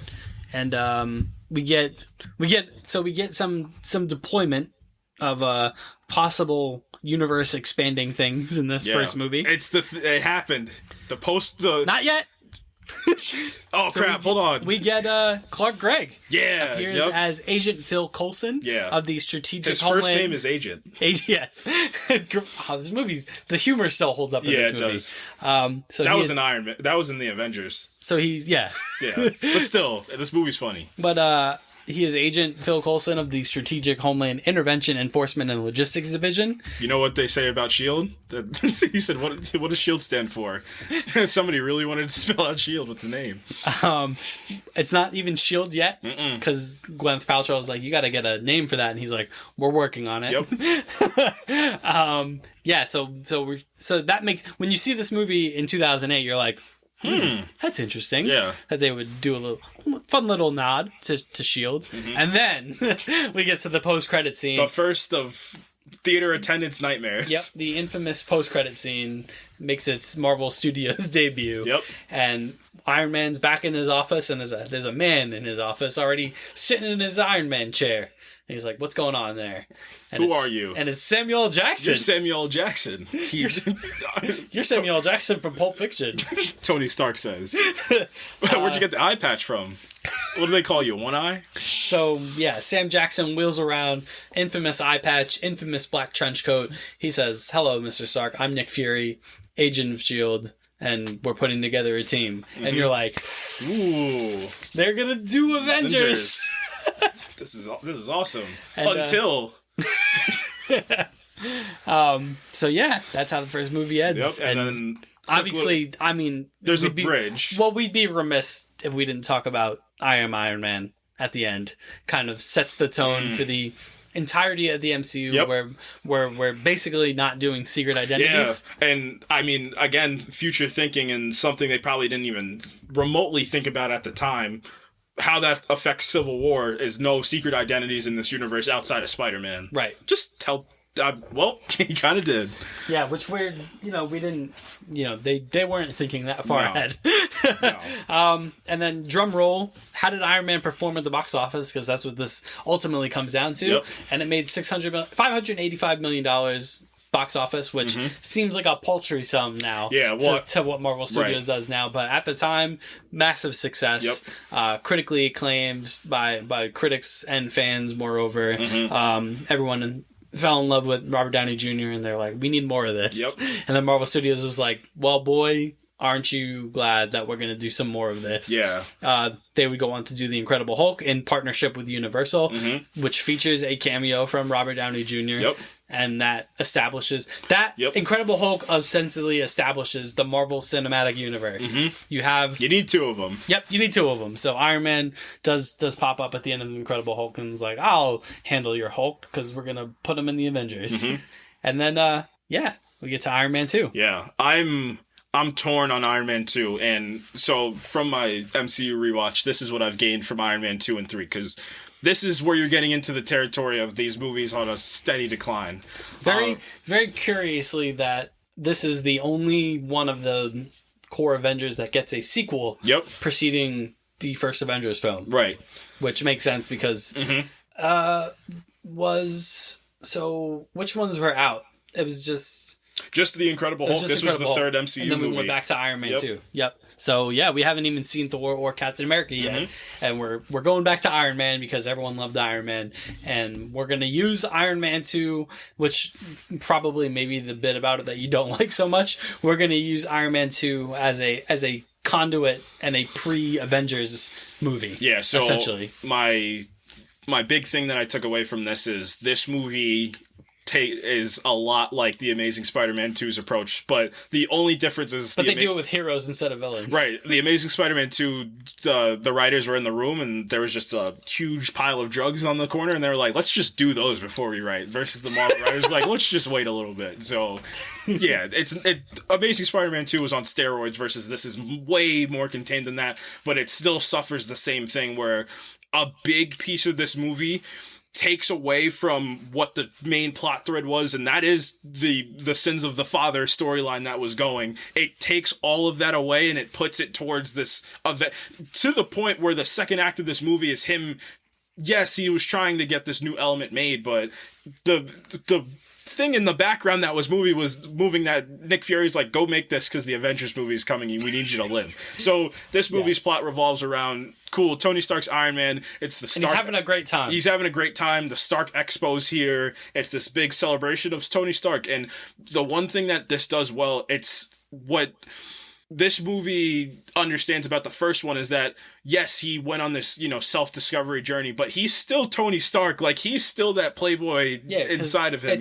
Now it's how do I use Iron Man to bolster my kind of popularity? Yeah, right. So he's been humbled in the aspect of almost dying and, converting his weapons into an energy company, but he hasn't gotten like the full out, like something that I thought Doctor Strange was going to get in Multiverse of Madness. He hasn't gotten humbled in that way yet. And the way to humble somebody is a more personal villain. And what's more personal than Obadiah saying, you know, this guy that may or may not have been a father figure to you, it's the person that you could have been had you been led down the wrong path. And that your dad essentially just screwed over. Right, and that comes through the form of Mickey Rourke as Whiplash, not the 2014 incredible movie with Miles Teller. So we are in 2010. The MCU's kicking up. There's rumors Captain America's getting a movie. Thor's getting a movie. Cool. Nick Fury's in this. Samuel Jackson from Django Unchained's in this. And then there's more Avengers popping up. So we meet this woman. Her name's Natalie Rushman, played by Scarlett Johansson from Dear John. So Scarlett Johansson's in this, and again, the big plot thread is, oh no. Also, I don't love the way. I mean, she does her action sequences, but I don't love the way. I don't love the objectification. It's really bad. As much as the CGI holds up from Iron Man 1, the objectification of Scarlett Johansson holds up absolutely horribly. It's borderline disrespectful the way they shot her in this movie. Yeah. But yeah, sorry, ScarJo. Best Black Widow hair, in my opinion. I disagree. Really? Winter Soldier has the best Black Widow hair. Is this what we've come to? Talking about Black Widow hair? I really like the Iron Man 2 hair. I understand, but that the straight bob cut and the Will Myers that she got in that movie is real good. All right, agree to disagree. Agree to disagree and say I'm right. All right, so Whiplash is here. So this movie starts out with Mickey Rourke yelling. So he's in Russia. Mickey Rourke suffers the Oscar Isaac thing of being, you can be cast as any race you want to be for whatever you need. Now you're Russian. Right. So a big piece is, like I said, it's the sins of the father. So he's Ivan Vanko, the son of Anton Vanko, which shows up in Agent Carter later down the line. Mm-hmm. But how old are they? If this is just their parents were just in their 30s and in the 40s, like, what did he have him when he was like 70? Like, this doesn't make sense. Well, when did they... Tony's not young though. Tony and Ivan aren't young. Well, I was gonna say, when did they go back in time in Avengers Endgame? 2023. Yeah, I know, but what year did they go back to when he runs into his father? 1971. And his mother is pregnant? Yeah, so I think Tony was like 50 something. Yeah. 50 something when he had Morgan. Yeah. And Ivan was old, so that was 2023. Also, Mickey Rourke always looks much older than he actually is. Yeah. Because, that's another guy that's had his issues in the past. Correct. Regardless, phenomenal actor Mickey Rourke is. Oh, unbelievable. Aunt May's Boo Thang and The Wrestler. So Mickey Rourke's in this. He's playing, like I said, Ivan Vanko as Whiplash. So his whole arc revolves around he wants to upend the Stark family name and bring the Vanko name back to fruition. Just not feeling it. I have no emotional connection to Ivan. There's nothing like redeemable about him. Like, he's always just the villain, which... Yeah, he's just like cackling villain the whole time. And it's disappointing because you could probably pull so much more nuance out of Mickey Rourke. Yeah, absolutely. Yeah. And he's paired with comic relief villain. Yeah. And I mean, it's Robert Downey Jr. versus Mickey Rourke. Like, that would probably be a battle of imagine the quips we could have gotten from this. Yeah. But he just plays like stone standoffish the whole movie. He plays like typical Russian guy in any movie. Right, yeah, there's nothing more to that. And it gets even more disappointing in the third act when he just divulges into the same thing that Iron Man 1 did. Yeah. And that's ultimately what kind of derails the third act because it's fine, but yeah, it is just another big guy in a metal suit again fighting Iron Man, and you're like, all right, it looks quite cool, right? But I mean, the best sequence in this movie is the racetrack sequence, right? The only thing I'll raise you with is the garden scene in Act 3. Like the War Machine Iron Man true fight it's so short, but it's a really. I think that's my problem with it. Is it's too short. You think it's too short? I think it's the right amount for me, just because I think it would have been a little bit too much flood of adrenaline if that's the case, because you just came off them flying throughout the entire expo to go to that. I think it's like that's a lot to pack into that. Yeah, I think I just have a problem with the way that third act is just designed as a whole. Like, they're just going to fight a bunch of drones. Right. And then they're going to fight Whiplash at the end. And win, yeah. Yeah. And then another huge piece that goes with this, it's character work, not just superhero work, character work in general. So Tony's arc in this movie is that he's dying. So he finds out that the thing that's saving his life is actually killing him. So he needs to find this new element to kind of replace the palladium. There's palladium in his blood. Vanko knows about it because, you know, his father, what did they say? That Anton was the real one that created the arc reactor. It wasn't really Howard. Something like that. So yeah, he's mad. Yep. He's mad. Anton's still alive. So I'm trying to place this in the timeline still because he was what, in his 40s during the 1950s or something like that. Anton was. So that's another 50 years to get to 2000. This isn't making sense. He looked like he was like in his 70s laying in that bed, or in his 80s. Yeah, but you know, movies. Again, we weren't thinking that far ahead. Right. So cool. So Tony, specifically this movie, is loosely based off Demon in the Bottle. They don't do it. Loosely is so forgiving. He just has fun at a party once. Yeah. They're like, he's out of control. Yeah. And they're like, I'm sitting there like, yeah. He's always like this. He's always like this for the most part.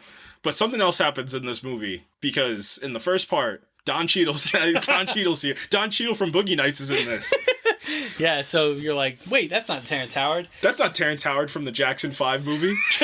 And, yeah, so Terrence Howard has been replaced because he's like, hey, I'd like to be paid heaps I want my own franchise. And they're like, whoa. Wait a second, Terrence Howard from Big Mama's House. We can't do that. This character's back for me. And they were like, yeah, we'll just replace you. Yeah, with Don Cheadle from Hotel Rwanda. And Don Cheadle's good. Yeah, and to my point, I think what works for me for Don, he just feels more like the military guy. That's the thing, and it helps him further in the MCU down the line, is feeling like the military guy. Like, I feel like for the Sokovia Accords, it was to the point where, like, he didn't really care about Tony in that aspect. He cared about the foundation of, like, the world status. Like, that's the thing he really cared about in that moment. Like, yeah, because I think he's the one that says, like, 100-something nations have already signed this. And you got, and because him and Sam, and, like, I think the teases, like, the interviews before were like, oh, Sam and Rhodey were gonna be, like, you know, battling black sidekicks.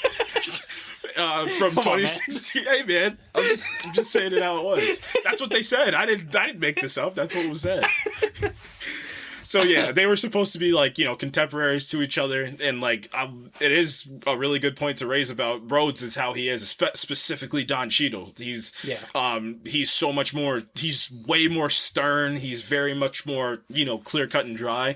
And I think that especially you see that in the party sequence where he's like, all right, that's enough. Yeah, like that's it. Like, I feel like Terrence Howard wouldn't have been as, like, stern. He would have just partied with him, because he does that in Iron Man 1 when they're on the plane. And yeah, he's like, that's it, that's enough. Like, get out of the suit. Get out.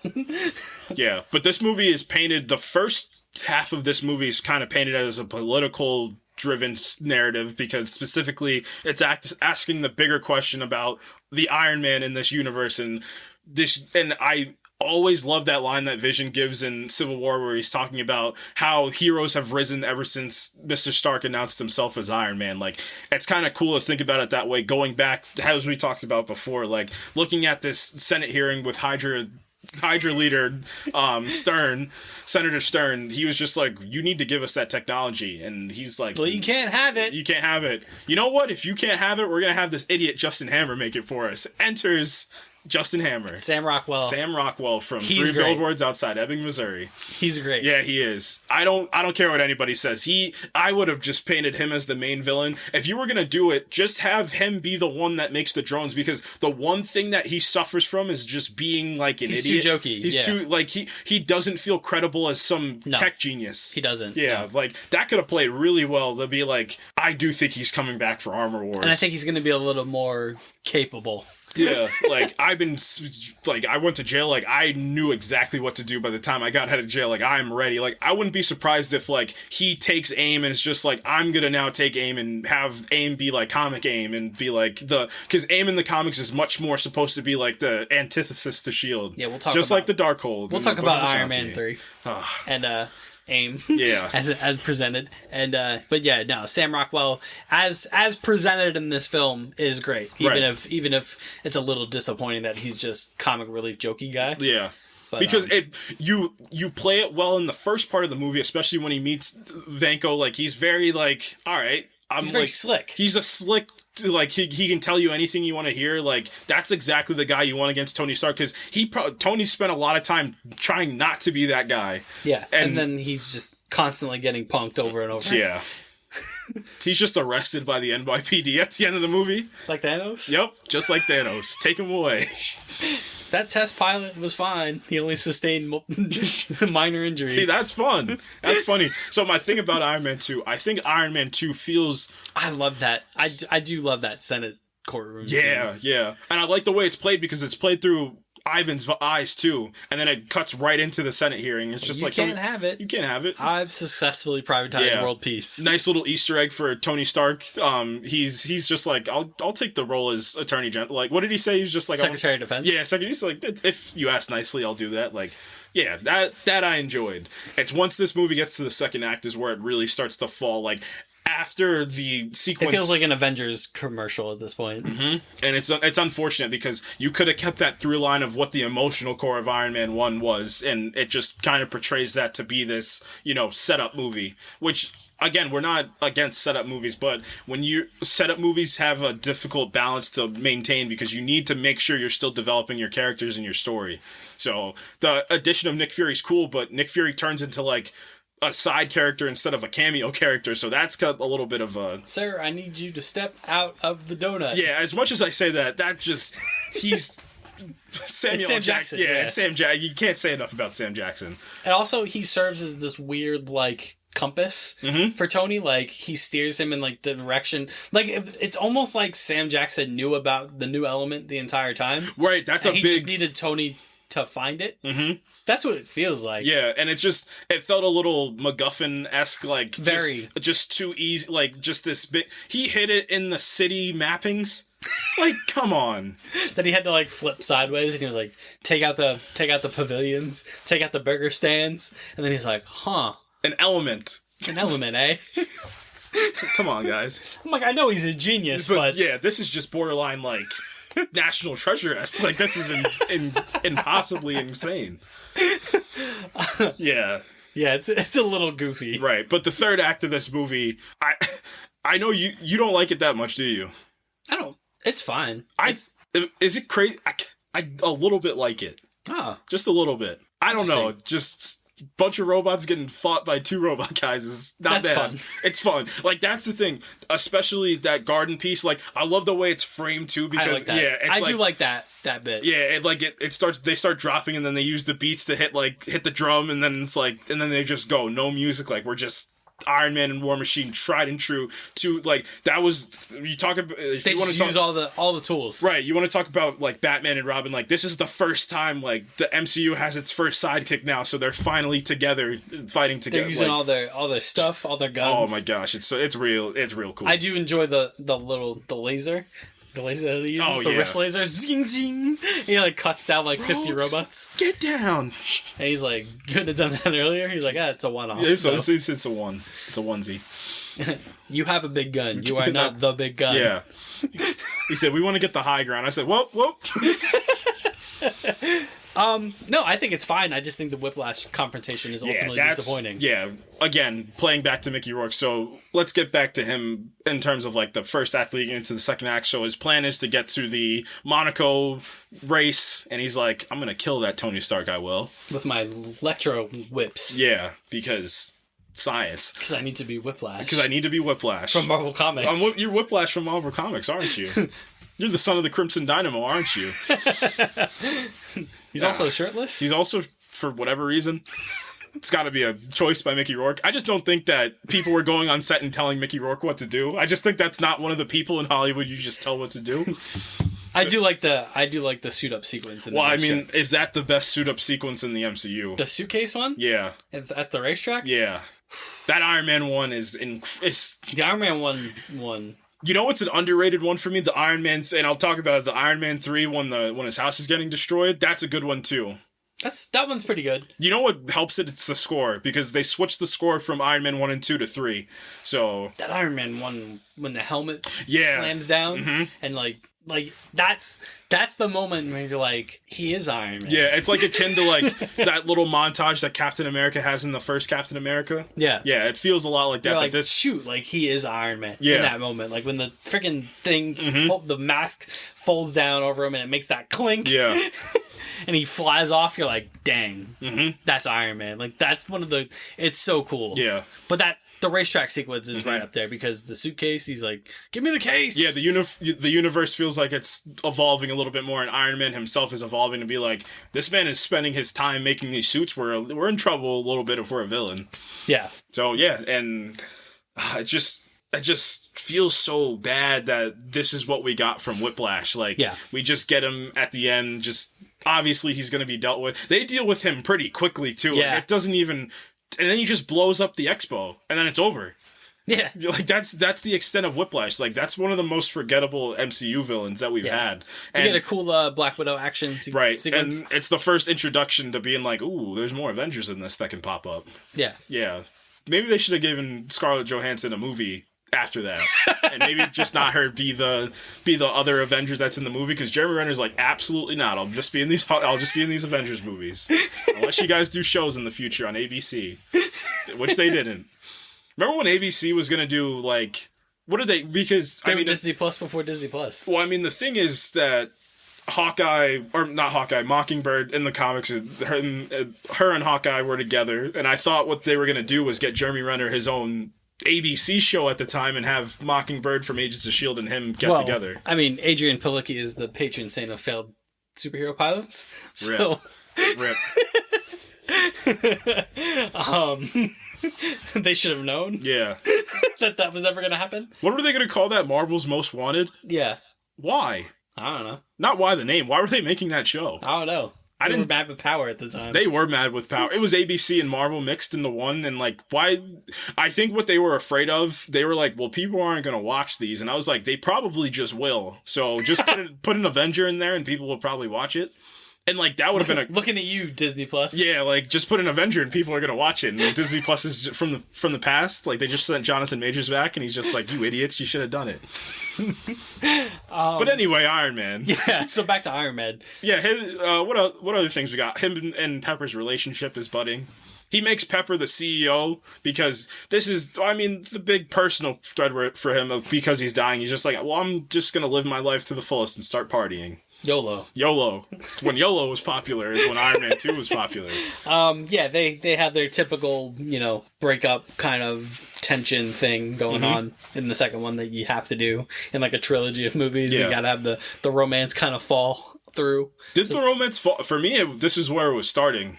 Not fall through, but like it, she's like kind of like just go somewhere. Which he did. He had a cool party. Yeah. And she wasn't. And he blew up a watermelon. He blew up a watermelon. And then Don Cheadle's like, I gotta stop this guy. Boom, you looking for this? Yeah, that's all I really got to say about Iron Man 2. It's fine. It's not as good as the first one. Yeah, but it's not horrible to me either. I don't think it's horrible. I don't think it's as bad as some people make it out. Again, I don't think it feels too much different than Iron Man 1. It's just, this movie suffers more from a It's clear that writer. They wanted to try and go a little bit bigger, and it doesn't really hit. Didn't stick the landing. No.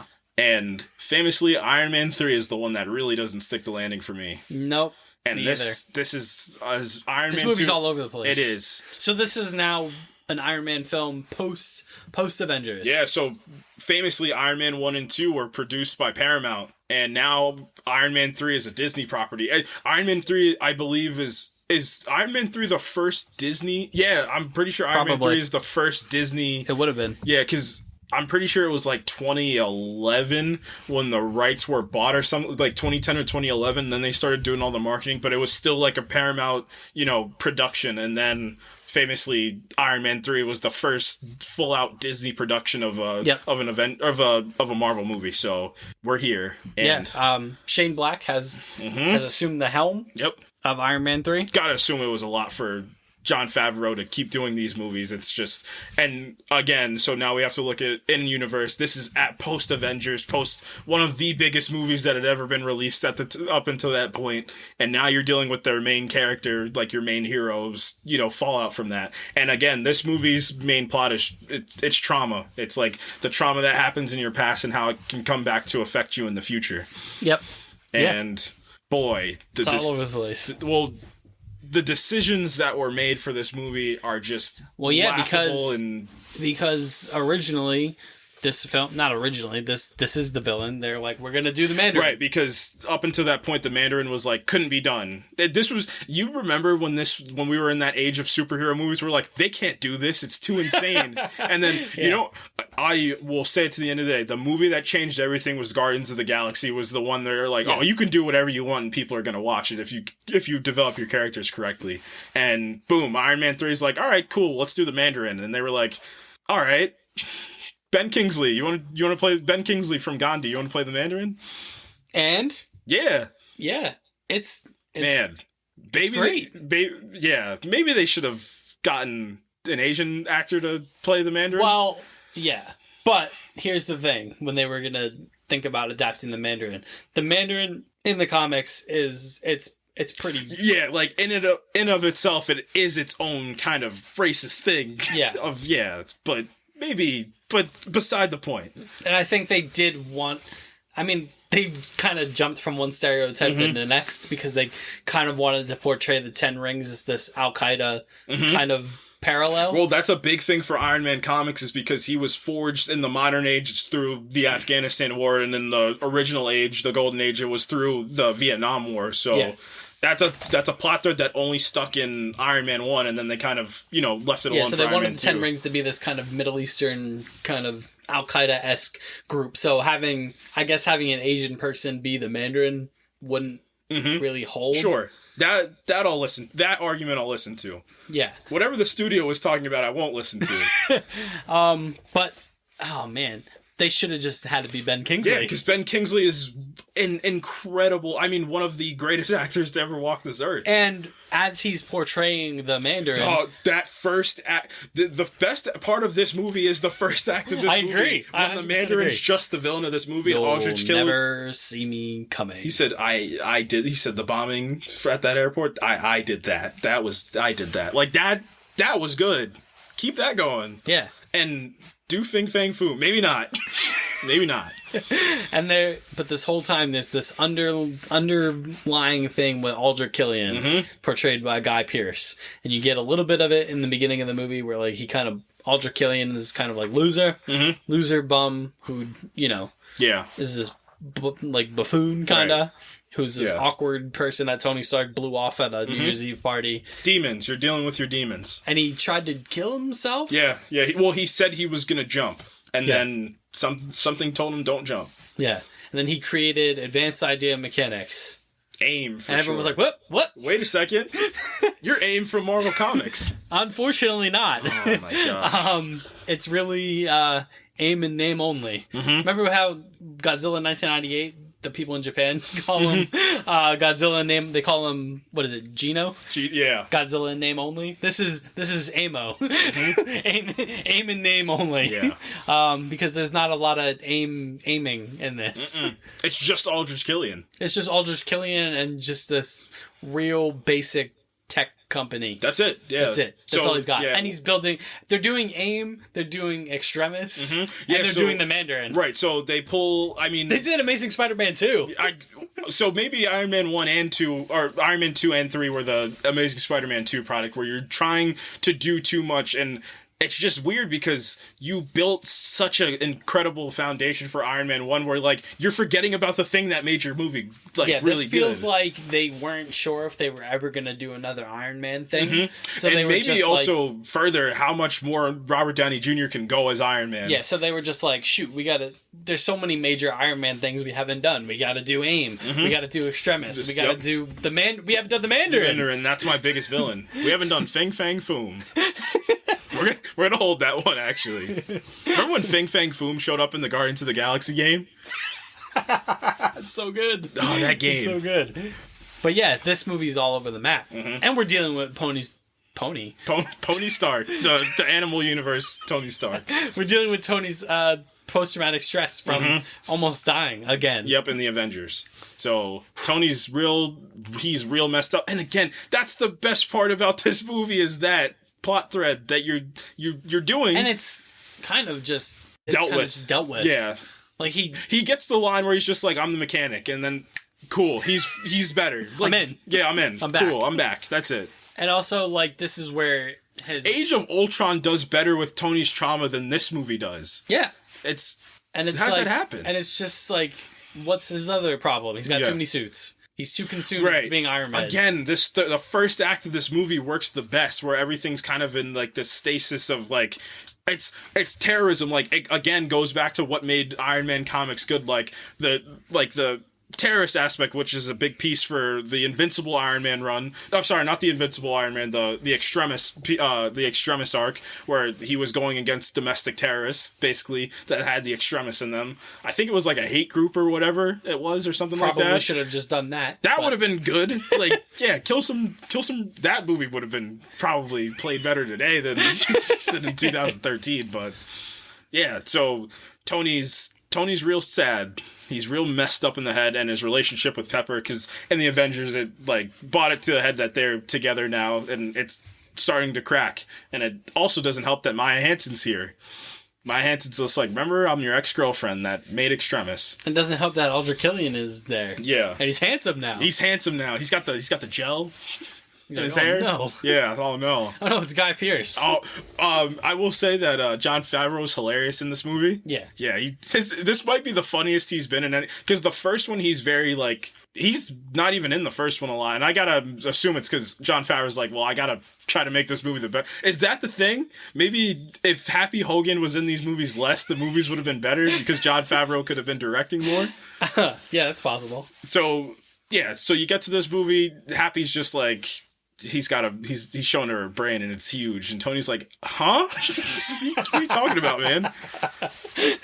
So Pepper's full CEO. Aldrich's like, let's talk, Pepper. Yeah.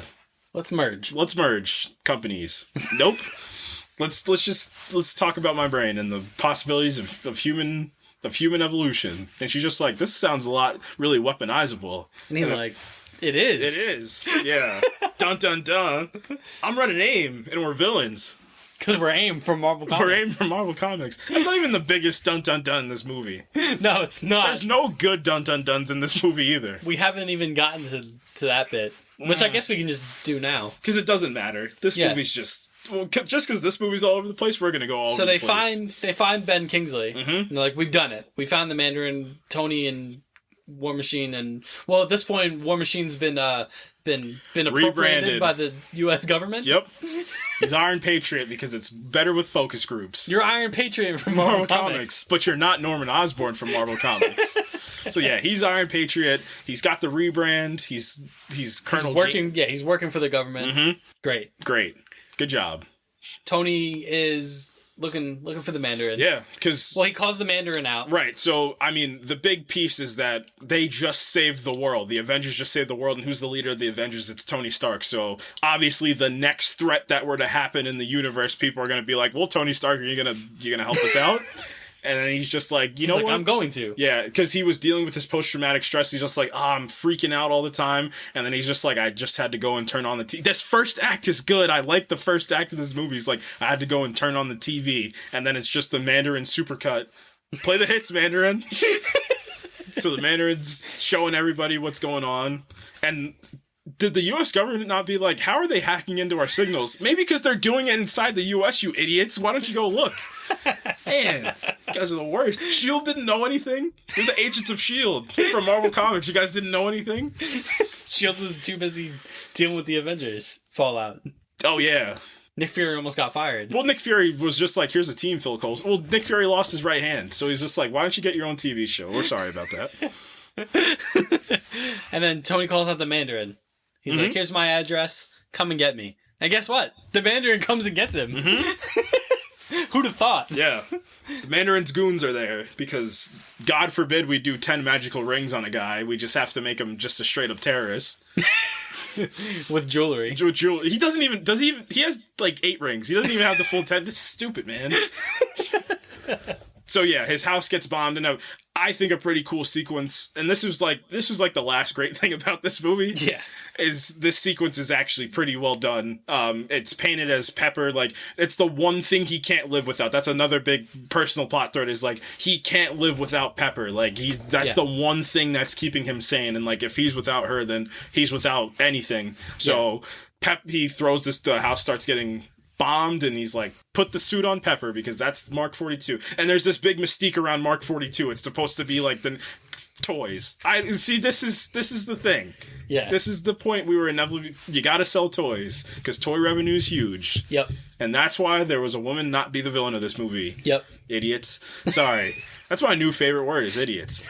Why would you do that? Yeah, so yeah. The Mark 42 has like this like tethering system to it. Yeah. That he can pull it together, and it's more piece by piece. It's physically piece by piece. That's what it is. Which, if we're being honest, not great. Isn't a great design? The nanotech is by far the greatest design you can have. Because it's just boop boop, and then the suit's there. Yeah. This one, not great. Yeah, because it's played as a gag the entire movie. Yeah, absolutely. Yeah. Except for this, and why it's a pretty good sequence is because it's awesome to look at. He throws the suit on Pepper. Pepper saves Maya, and then he calls the suit back to himself. And it's like, again, this is probably my favorite Iron Man music that we've gotten. It's really good. It helps bolster the scene a little bit. And yeah, he's just like, let me go deal with these guys. And then he gets buried. And then he wakes up in Tennessee. Yeah.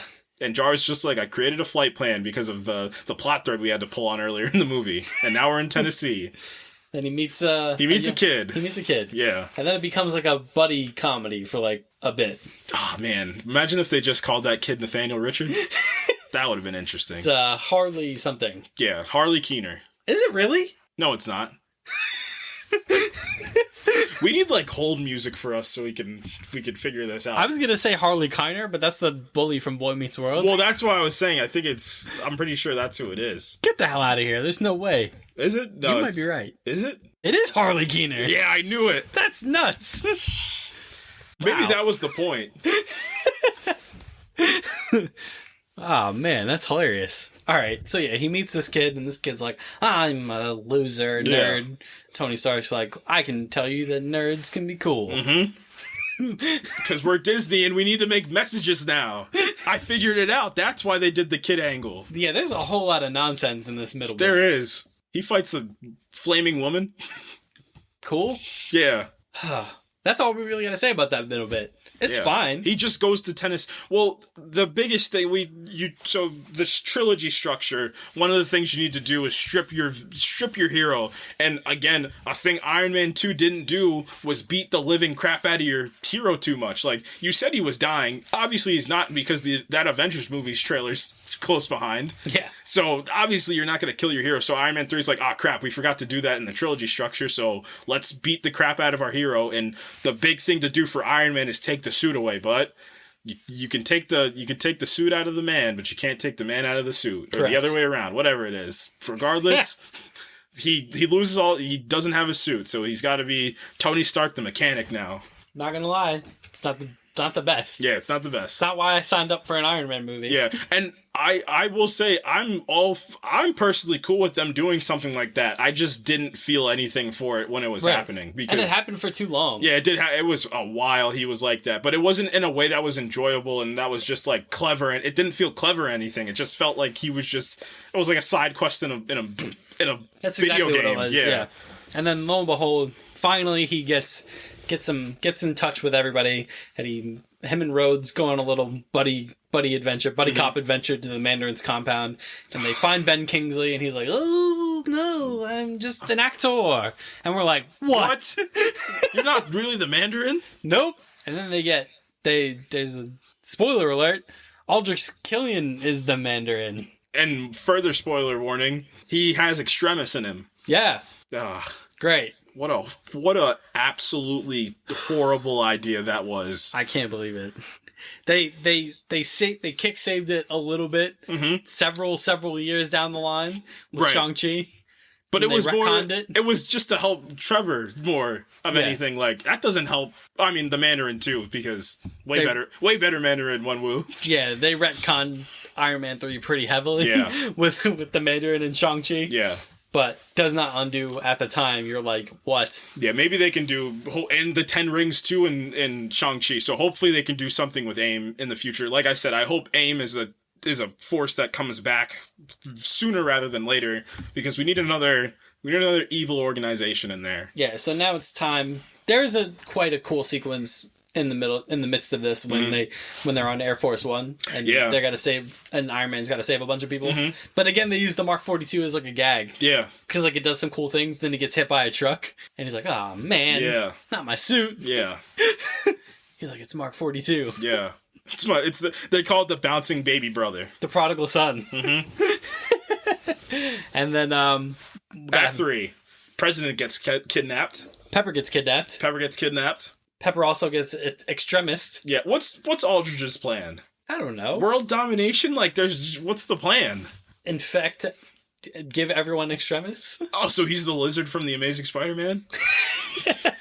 What if, hey, we were all extremists? But also extremis is making people explode? Right. So, okay.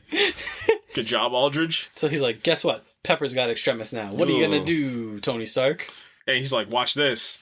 And then Rhodey looks at him and is like, boom, you looking for this? And then a billion suits show up and third act is on. Yeah, we got a big fight. Yeah, so all your favorite suits from Marvel Comics are in there. I'm the Silver Centurion suit from Marvel Comics. What else do we got? He's got Igor. He's got a heaps of suits. House Party Protocol. Then he blows up all the suits. Yeah. Maybe not a great idea. Maybe you should have just had the suits instead of the Iron Legion, and then you wouldn't have got infected with Ultron. Just saying, man.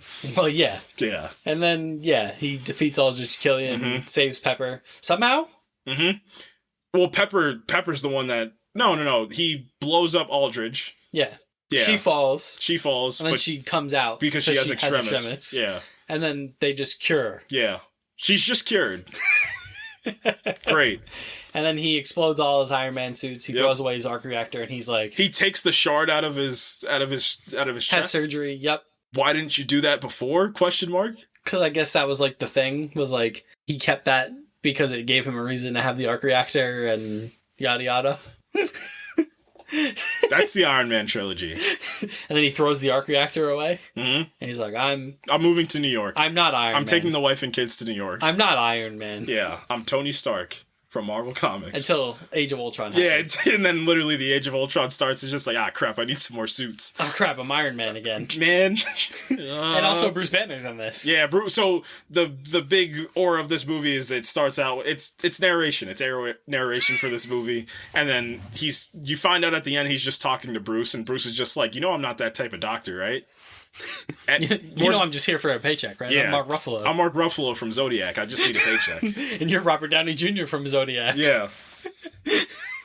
That's it. That's Iron Man 3. That's Iron Man 3. It's not great. Yeah.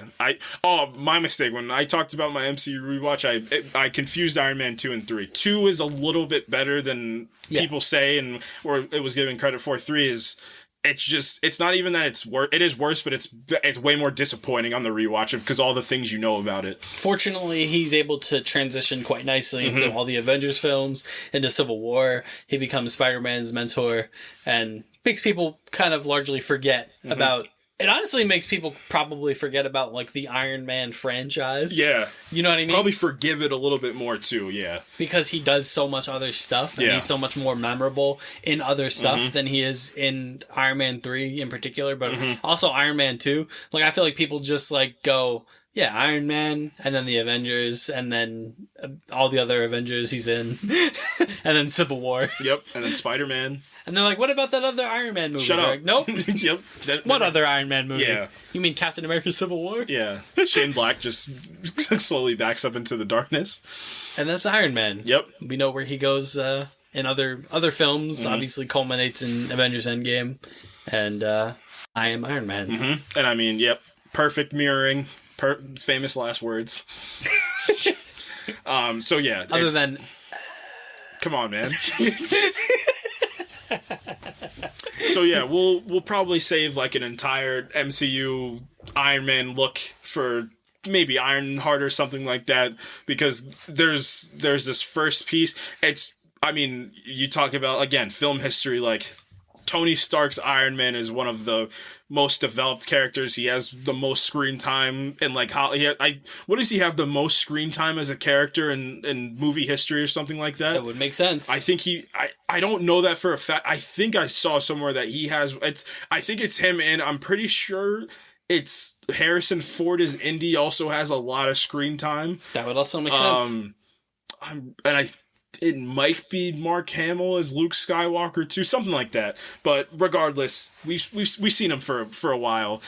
His arc it's 3-dimensional, it's layered, and I know we only focused on the 3 Iron Man movies. So if you look at the 3 Iron Man movies, again, Robert Downey Jr. and Tony Stark is not the problem in any of the, especially 2 and 3. I mean, you look at how he develops from 2 to 3. 2 is all right, going off he's dying and he's just having a good time and he finds his element, and he kind of, I mean, the big piece I left out of the 2's development is that he kind of reconciles with his father. And I mean, the reconciliation gets doubled down in Avengers Endgame, because he actually sees like the version of his father, to finally hear him like be excited about having a son, not being like, you're a disappointment, Tony, like all those years he's been getting. And then Iron Man 3 is take the suit away from the man, what do you get? You still get the mechanic. Like, I'm still the genius that I always was. Which is reflected quite nicely in Spider-Man Homecoming. Right. So, if you're nothing without the suit, then you shouldn't wear it. Yeah, so all these threads get doubled down in future projects, but you don't get that without RDJ, just the absolute legend he is. And that's Iron Man. We are Iron Man. We are the Flash. We are the Flash. Maybe not Ezra Miller for too much longer. But.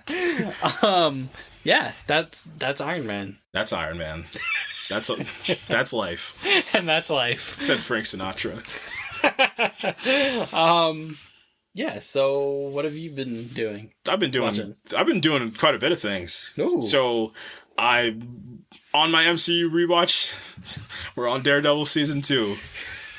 Man, those first 4 episodes of Daredevil season, I'll always double down. It's some of the best television I have ever watched, point blank period.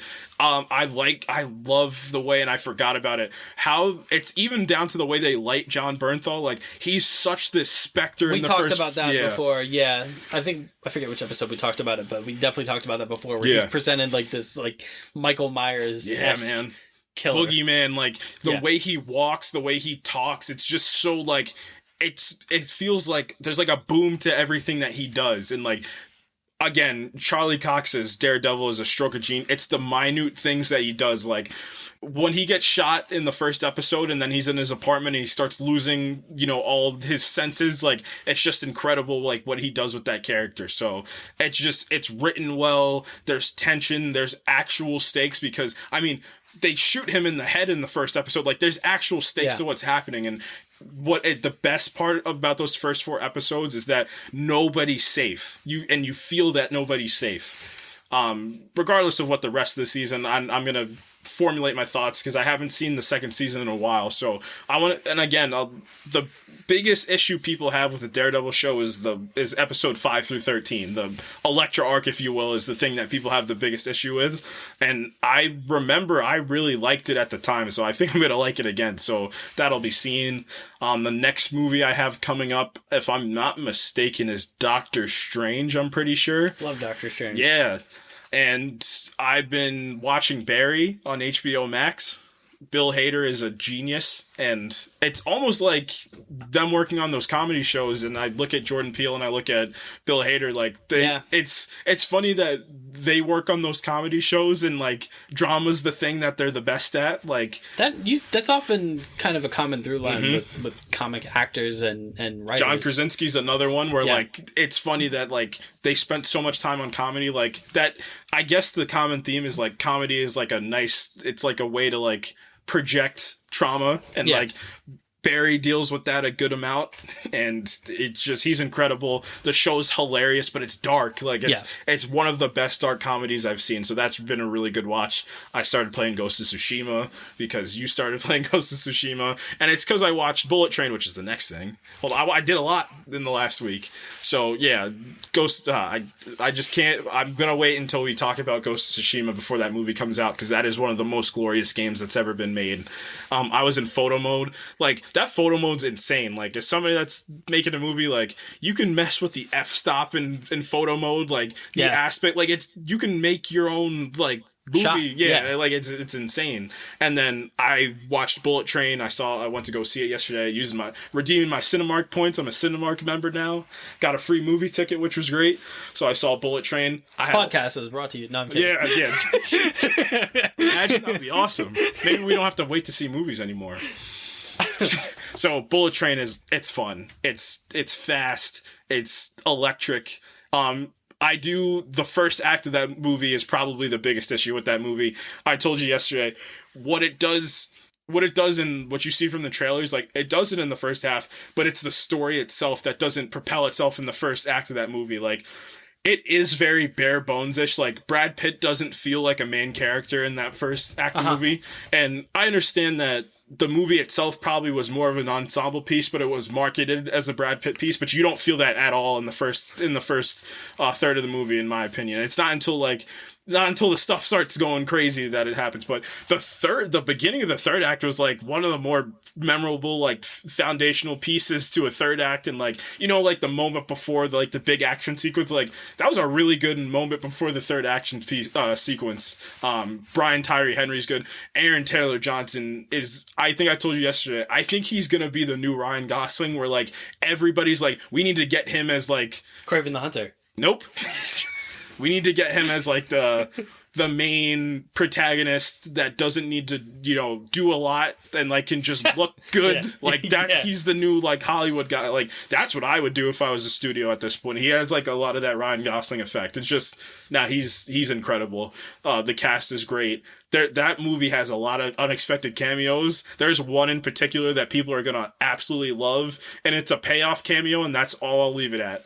So the only thing that I'll say for that is there's a reason that Brad Pitt had this person do the cameo. That's the only thing I'll leave it at. So interesting. Yeah. And yeah, I had a lot of, specifically the third act of this movie, that it is a bit predictable because it turns into a whodunit. Not insanely, because there's a mystique around, like, the main villain of the movie, but which again is another cameo in the movie, which was pretty cool.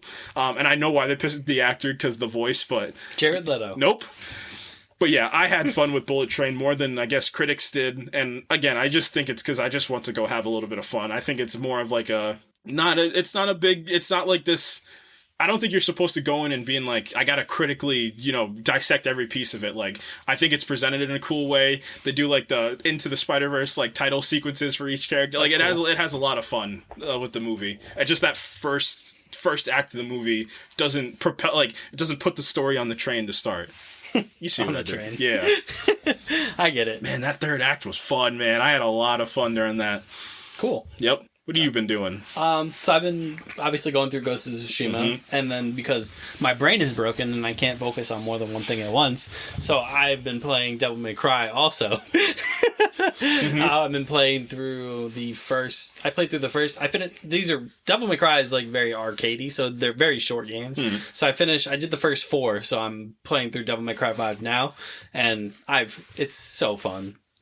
Like, that game is so fun. You know, it's one of the most iconic kind of gaming franchises from the early 2000s that just sticks to the same formula and it doesn't let go. Just balls to the wall action, you know, hack and slash, you know, much in the vein of like a God of War style hack and slash, early God of War. And then, you know, Dante is obviously a captivating early 2000s edgy protagonist, you know, snippy, quippy, and then obviously they introduced Nero in Devil May Cry 4. I'm just having a ton of fun. The music is great. It's very the music is very immersive.